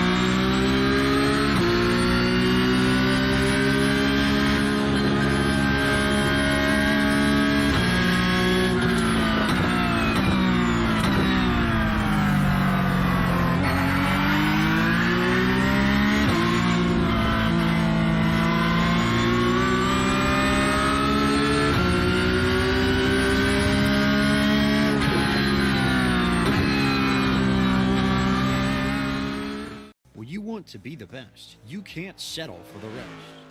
There's a reason that Makoni Setup Shop is trusted by more virtual and real-world tracks and companies than any other setup shop in iRacing. With partners such as Stafford Motor Speedway, the Nashville Fairgrounds Speedway, Five Flags Speedway, Speed 51, and more. When you want something done right, you go to the experts at McConey Setup Shop. With setups available for most series on both asphalt and dirt, built by a team of professional builders consisting of some of the top talents on the service, McConey Setup Shop LLC has what you need to hit the track with confidence. Head over to McConeySetupShop.com and learn why McConey Setup Shop is the official setup shop of Richmond Raceway Esports and is partnered with some of the largest names in virtual and real racing. And remember, at McConey Setup Shop, there are setups, but your victories.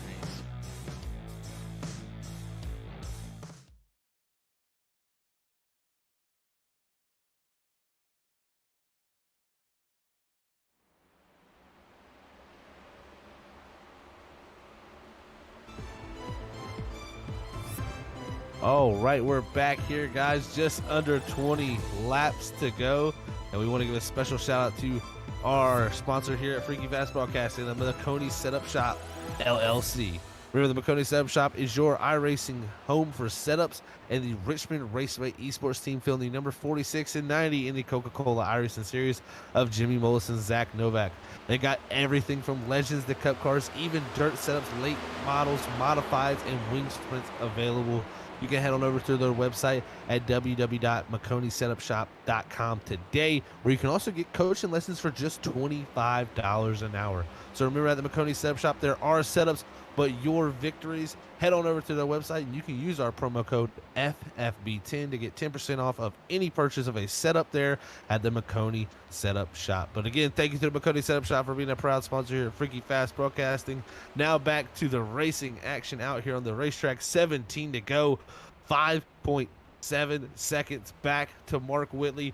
He's only, though, 0.3 quicker. Yeah, he's only 0.3 quicker, but I tell you, when he's caught up to lap cars, I mean, if you're watching the broadcast, you saw how fast he was just going right past these guys. That's the difference that these tires are making for him, and he didn't delay at all, making sure that he was going to pass those guys. So just doing a great job working his way back up front as we got 16 to go. Yeah, 16 to go here as we just clicked off now to 15. Steven Stempien out front with a 4.7 second lead as it's clicking down. It definitely is right there that time by about half a second. If he catches him with a half a second more pace, it's going to be an easy pass. But if he only catches him with 2 tenths of extra pace, I don't think he can still get it done. I think the dirty air is going to be a huge issue here as we pop up the lap times now with 14 to go. You can see the amount of time that Whitley is gaining per lap. It's been upwards of 3 tenths, 6 tenths, half a second. We'll see this time by here as there it is, another half second clicked out of the gap. Whitley really closing it down here. Yeah, 4 seconds now is the gap time in closing, and so are the lap times ticking away. So will Mark have enough time to get up there? And when he does, the same question is going to be asked to him: is, how do you pass him? And are your tires going to be good enough to be able to hold that inside lane? But Steven is going to be on the defensive if Mark does catch up to him. So he's not going to make it easy for him. So which lane does he take to make the pass? And if the pace stays the same here, around a half a second each lap, he'll be there with around 8 to 7 to go. He'll have 7 laps possibly to set up this 81 machine. Is Stempien, though, reaching in his back pocket, saving a little bit for when the 77 gets there? That's always a possibility. 12 to go right now. Stempien, though, 28.55. It's falling away from that 81 here as this run continues on. Whitley, though, 27.95. Big difference there. 6 tenths of a second. It's getting close. Yeah, I'm sure that 81 is watching his relatives and seeing, Mark Whitley constantly getting closer and closer. So, that you did make a good point there. If he was trying to save any, earlier in his run, to try and hold off, Mark when he does, caught up to him. But, I don't know. I think he would probably just go ahead and running his race and trying to put as much distance as possible as he could on Mark. But, you were not too far away from finding out what Steve have left to be able to hold off Mark when he comes up to him. Another half second clicked out as 2.5 seconds that last time by between these two. So that means If he stays at that half-second point, it's going to be 5 laps when we get a battle. So that's looking to be about 5 to 6 to go. Does it get down to that point? We'll have to see there. That's 4 tenths that time, so another 10th out of it there. So we'll see if that time can continue to increase. If he can just slowly continue to decrease that gap in between them two, I think Snippian can hold on. But with coming to 9 to go, David, it's any man's game up front here for this top 2. What an exciting end this is going to be. You know, if Mark does catch up to him, fresh tires versus tires that have been out there since lap 150. And it's going to be exciting finishes as we get 9 laps to go coming to 8.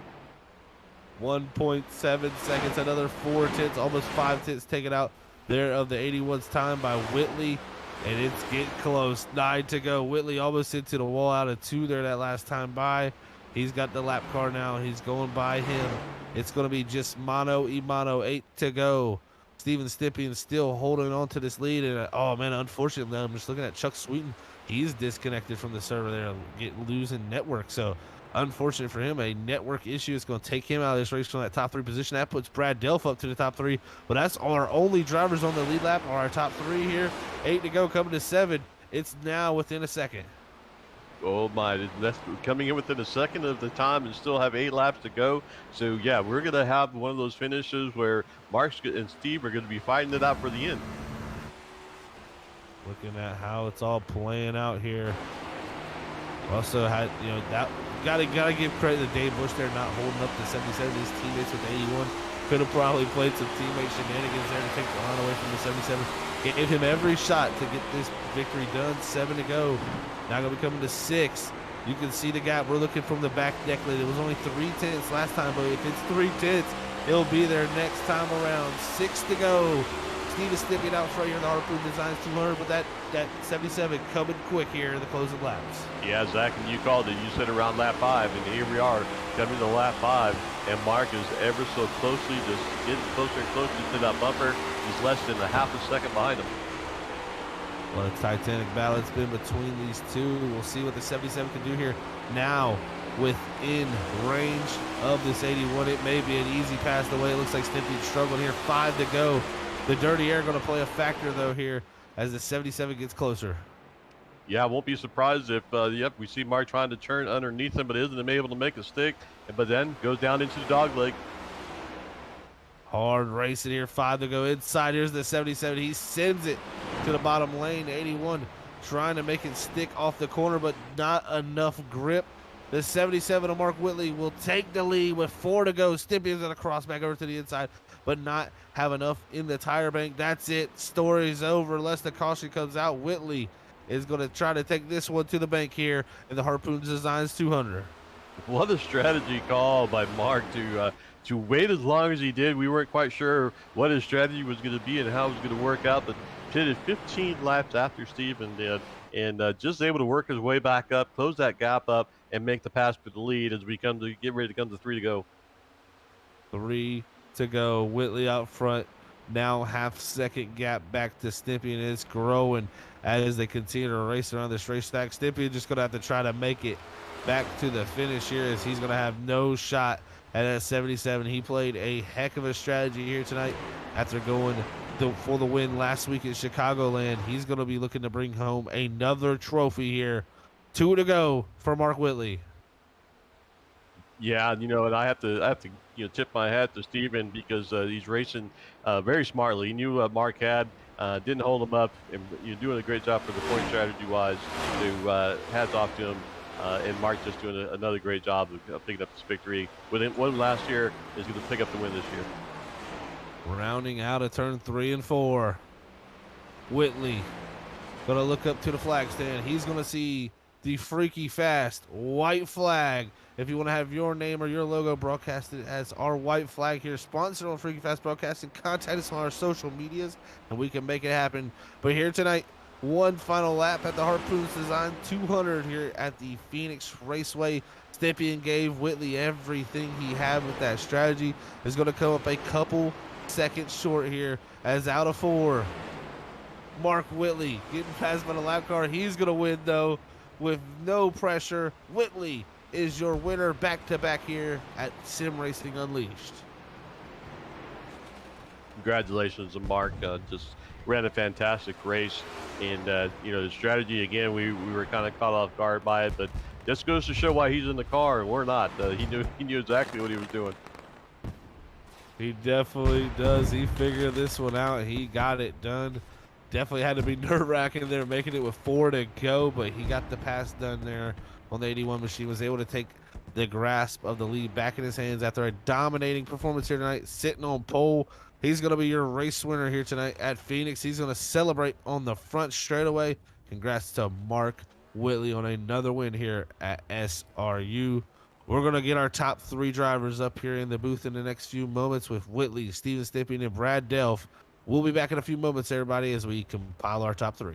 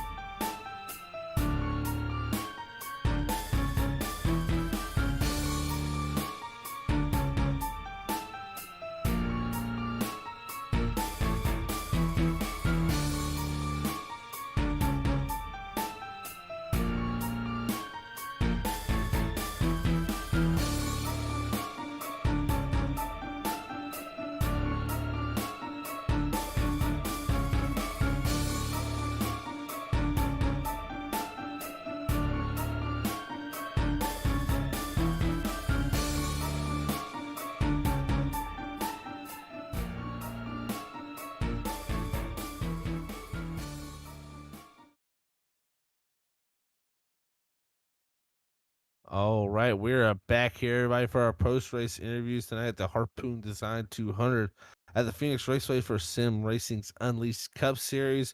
First up is our third-place man, Brad Delph in the 14. Let's hear what he has to say about a solid run here tonight at Phoenix.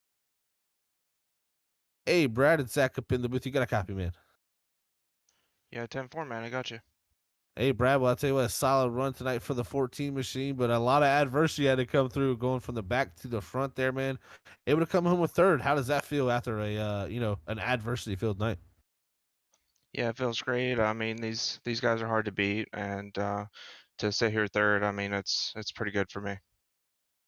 Yeah, man, a great run for yourself here tonight. It seemed like last season we we were here at Phoenix and it was a big issues with the tires.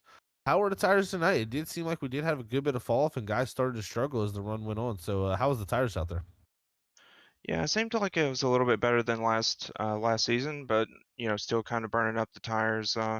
It seemed like the fall off was consistent, and then kind of toward the end of the run, it just kind of really fell off. But I thought a little bit improved from last season. Definitely good to see that, man. Well, I'll tell you what, next week we're heading off to Indianapolis and back in the Gen 6 car too, a change there. So how you feel about heading off to Indianapolis, man, in that Gen 6 Cup car? Yeah, looking forward to running the other car for sure. Be a little bit more challenging. This car's a little bit, a little bit stable. The other one's, a little bit loose. Takes a little bit more skill. So looking forward to running it next week. It's gonna be fun to watch next week. You guys do battle on that, man. Well, congrats on third here tonight, Brad. Before we let you get out of here, man, anybody wants to shout to? Shout out to you guys. You guys do a great broadcast. Shout out to the league. Love running with you guys every week. And shout out to my family. They watch every week, so it's cool. Well, Brad, congrats on third here tonight, man. We'll catch you next week in Indianapolis, buddy. You have a great night. All right, you too, man. See ya. All right, everybody. That was your third place man of Brad Delph and the 14 machine.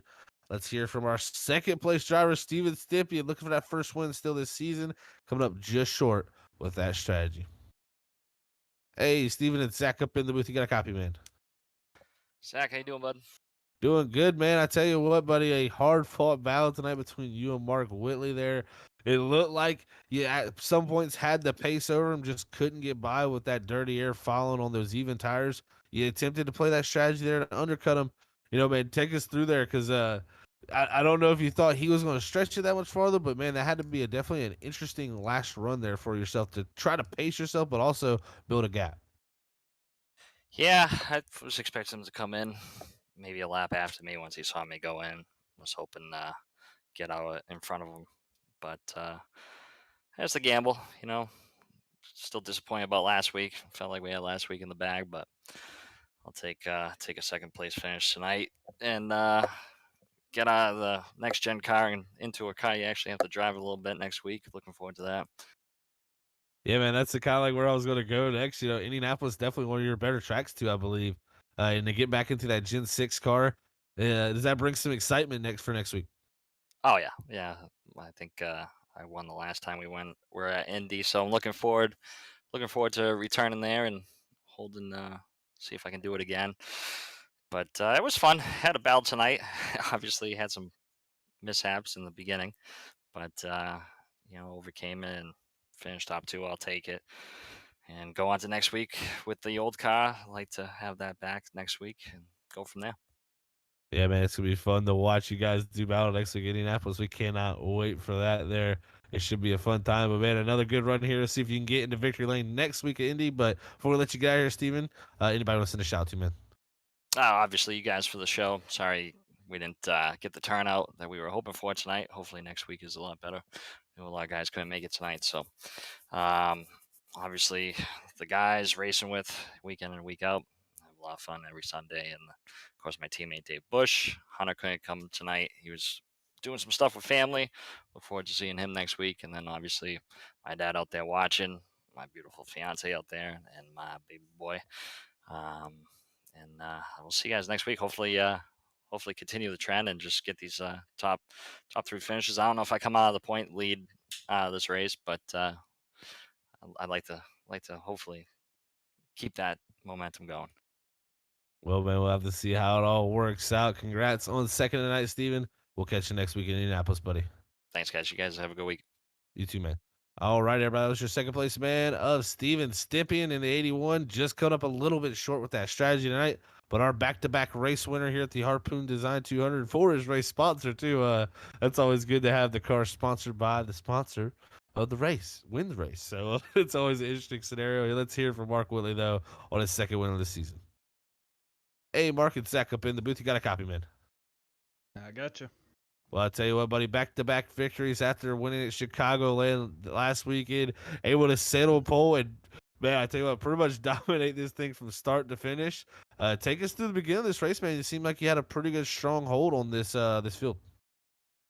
Yeah, well, kind of came down to tires a little bit like last season. It was a lot worse last season. Last season we were blowing tires right at the 50 lap mark, so it was a little bit better. We were able to go about 60, if you were real careful, almost 70 laps on the tires. So it was just kind of the just wait and see game, just trying to save tires the whole race. And honestly, it's probably the easiest to save tires when you're in the lead like that, because you can pretty much control the pace of the whole field, and you ain't got to worry about a car in front of you. You can always hit your marks clean, and that's pretty much my whole game plan the whole night was just to back up the corners, make it easy, just try to make the corners a straight exit, not try to use up the right front, because I figured with a small field we'd go green for most of it.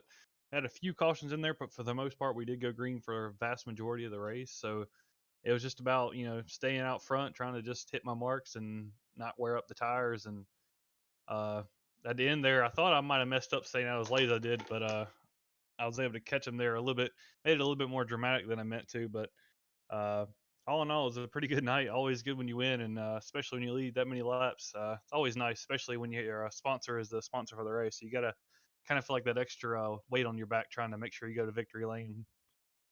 Yeah, definitely. So, man, I tell you what, yeah, it was definitely interesting to watch that strategy you pulled. You made it work out, and definitely added a little bit of dramatics for us there at the end to be able to run up there on there with 4 to go, man. But congrats on that back-to-back victory, second of the season here in race number 3.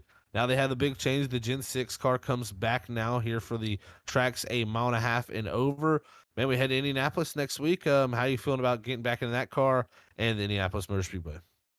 As much as I dog on this car, it's actually pretty good on the shorter tracks. This track's kind of borderline on it, but I'm ecstatic we're going back to the Gen 6 for the mile and a half. So I feel like that car is just way more racy, and it's not nearly as draft happy. Even last night, that was Atlanta, and it was a kind of draft happy, but you could at least make moves and make it work. So I'm kind of excited. We'll see how it goes. Indy, last few times I've run, it's been a pretty good track for me. So we'll find out how good we are against the field. Hopefully, we'll have some more drivers back. I know a couple drivers been fighting some illness, so hopefully they'll be back soon. And a few other guys are having family issues, so hopefully next week we'll have a little bit bigger field. But I'm looking forward to it. It should be pretty fun, and hopefully I won't have to pull off some weird strategy to get the win at the end like these last 2 weeks. But hey, 2 wins is 2 wins. That it is, man. I tell you what, great strategies nonetheless for you to pull off these victories, man. Congrats on back-to-back here tonight. We'll try to go for the three-peat next week at Indianapolis, buddy. Before we let you get out of here, anybody wants to shout out to? Oh yeah, give a big shout out to Harpoon Design sponsoring not only me but this race tonight. Everybody tuning in at home, if you're on iRacing or thinking about getting an iRacing and want a paint scheme, check him out. He's got a ton of work on trading paint if you just want to go use one of the ones he's already done, or he does custom work, and all his stuff is top notch and just amazing. And got to give a shout out to my amazing family, always tuning in every race I have, no matter how many races I do in a week. And then my wonderful fiance in there in the living room, a good support system for after, no matter if I win or finish dead last. She's always behind me, so got to give a shout out to them. And then finally, I got to give a huge shout out and thanks to y'all for putting on an amazing broadcast. It's got to be one of, if not the best broadcast on iRacing, and it's truly awesome to go back and watch some of these races, no matter if it's one I've won or one I've finished dead last. It's always entertaining to watch y'all put on the show. Well, Mark, those words are very appreciated, but without you guys on the track, like I always say to every driver that thanks us, we couldn't do it, man. So we appreciate y'all out there putting on the show for us and putting on a great product that we can bring out to these fans out here, man. So congrats on the win, back-to-back, buddy. Hopefully we can go for that three-peat next week at Indianapolis, and we'll have to see how it plays out for the 77. Trying to go for a three-peat championship, too. That might be a sign, so we'll have to see, buddy. Congrats, and we'll catch you next week in Indianapolis. Thanks, Zach. I hope it is a good sign. That's what I'm pulling for right now. Hey, man, you never know with these things, buddy, but congrats, and we'll catch you next week. All right, later, guys. All right, everybody, that was your race winner, Mark Whitley, here tonight at the Harpoons Design 200 at the Phoenix Raceway. What a night it was for Whitley. It will play that amazing strategy to get the victory. As we got our race results up here tonight, Whitley going to win this race back-to-back after winning at Chicagoland last week. Now second going to go to Steven Stimpian. Third place going to be Brad Delph. Fourth going to go to Jason Adams after driving up from 12th. What a run for him there. A top 5 for James Bryant in that 52 machine. 6 is going to go to Mark Kozik. 7 is going to be Robert Cheswick. 8 is going to go to Dave Bush. 9 is going to be Chuck Swing after disconnecting late in the going. 10th is going to be Mike Chamberlain. 11th, Dakota Bryant. 12th is going to be Gino Mara. And 13th is going to be Jim Kolmesberger rounding out your field here tonight at Sim Racing's Unleashed Phoenix Raceway at their Cup Series as we get ready to head off to Indianapolis next week. David, any final thoughts here tonight at Phoenix? Because, man, we just seen a heck of a race from Whitley there to get himself another win. Yeah, what a fantastic win there. And, we kind of were wondering about the whole pit strategy he had. And, man, it just paid dividends the way he did it and the way he pulls it off. And that's why he's a two-time champion working on his third, and he's off to a good start. Already got 2 wins over three races into the season, already got 2 wins. So the drive for 3 in a row has started off great. But like you said, we're moving on now to Indianapolis next week. It's going to be another good race there. Going back to the current gen cars, and just listening to the guys talking here, it looks like they're looking forward to getting out of this car here and going back into the current gen cars. There's just a lot of getting comfortable with the cars that you're in. But I think these guys did a great job tonight in making that adjustment. That's the challenge of this season, is bouncing back and forth between the current gen and the next gen. But Mark's just doing a fantastic job, regardless of what car you put him in. Definitely has, David. He's been fantastic nonetheless, and also some fantastic drivers out there tonight all throughout this league. It's been a fantastic time up here in the booth. Thank you all for tuning in and being awesome out there in the chat and chatting it open away. If you haven't yet, make sure you hit that thumbs up button, that subscribe button, that bell notification button, and that share button to send out Freaky Fast broadcasting to all your friends and family and let them know how great we really are, because, hey, I feel like we're pretty great here at Freaky Fast, so, maybe someone else will enjoy us that you enjoy us too. So thank you again for everybody tuning in. It's been a wonderful night. We're going to send it up to Robert Moyer Jr. before we head off to Indianapolis next week here at SRU. Here's Robert Moyer, your producer. All right. Thank you, gentlemen. Thank you, everybody out there on YouTube land for tuning in here tonight. We do much appreciate it. Like Zach said, you know what to do. If you go back and watch this replay, like I always say, don't forget to hit that like. It helps us out and helps the algorithms out here at Freaky Fast, and it helps out the league too, get more exposure. And if this is the first time here at Freaky Fast and you enjoyed tonight's content, make sure you hit that thumbs up and subscribe button. We do much appreciate it, and it helps that out overall too. But like he said, next week, same time, same place, 7:50 Eastern, here on Sunday night at Freaky Fast Broadcasting. We will be with Sim Racing Unleashed as they bring the Gen 6 cars out to Indianapolis Motor Speedway. Going to be a fun race to watch them wheel them cars around there, and it can become very, very exciting racing out there, most definitely at that track. So make sure you tune in next Sunday. But if you're not busy tomorrow night, we do much appreciate if you would come by, swing by, say hi, or give a like and share tomorrow's night stream, as we will be live at 8:50 with the NAISCC Truck Series, as this is going to be the first time, ladies and gentlemen, they're going to be at Lime Rock in the trucks. Going to be very interesting to watch. We've never called a race there. In 3 years that we've been doing this, we've never called a race there. So come on by and see how that all goes, as we're going to have Sam Dyer back in the booth with Zach Hall calling all the action tomorrow night. That's going to be awesome to hear them guys talk about Lime Rock, because I have no clue what they're going to come up with, or even what's going to come out of Zach Hall or Sam's mouth talking about that track, because it's a fun track, but we haven't been there like I said, broadcasted ever, but I haven't been there in like years.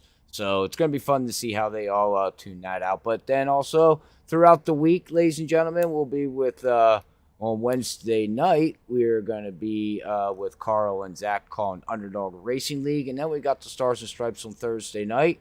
And then we'll be off Friday, and then Saturday, our same schedule with the NISCC Cup Series as they get ready for round number 3, as they had a really exciting race at Atlanta last night. So if you don't mind, go back and watch that race. But until tomorrow, we hope everybody doesn't work too hard, has a great rest of their Sunday night, and have a great Monday. And hopefully we'll catch you tomorrow evening, sitting behind their TV screen, watching Freaky Fast Broadcasting with the NISCC Truck Series. But until then, from Phoenix Raceway, the virtual side of things, thank you to iRacing, Freaky Fast, and the crew wants to say God bless everybody. We love yous all. Peace out.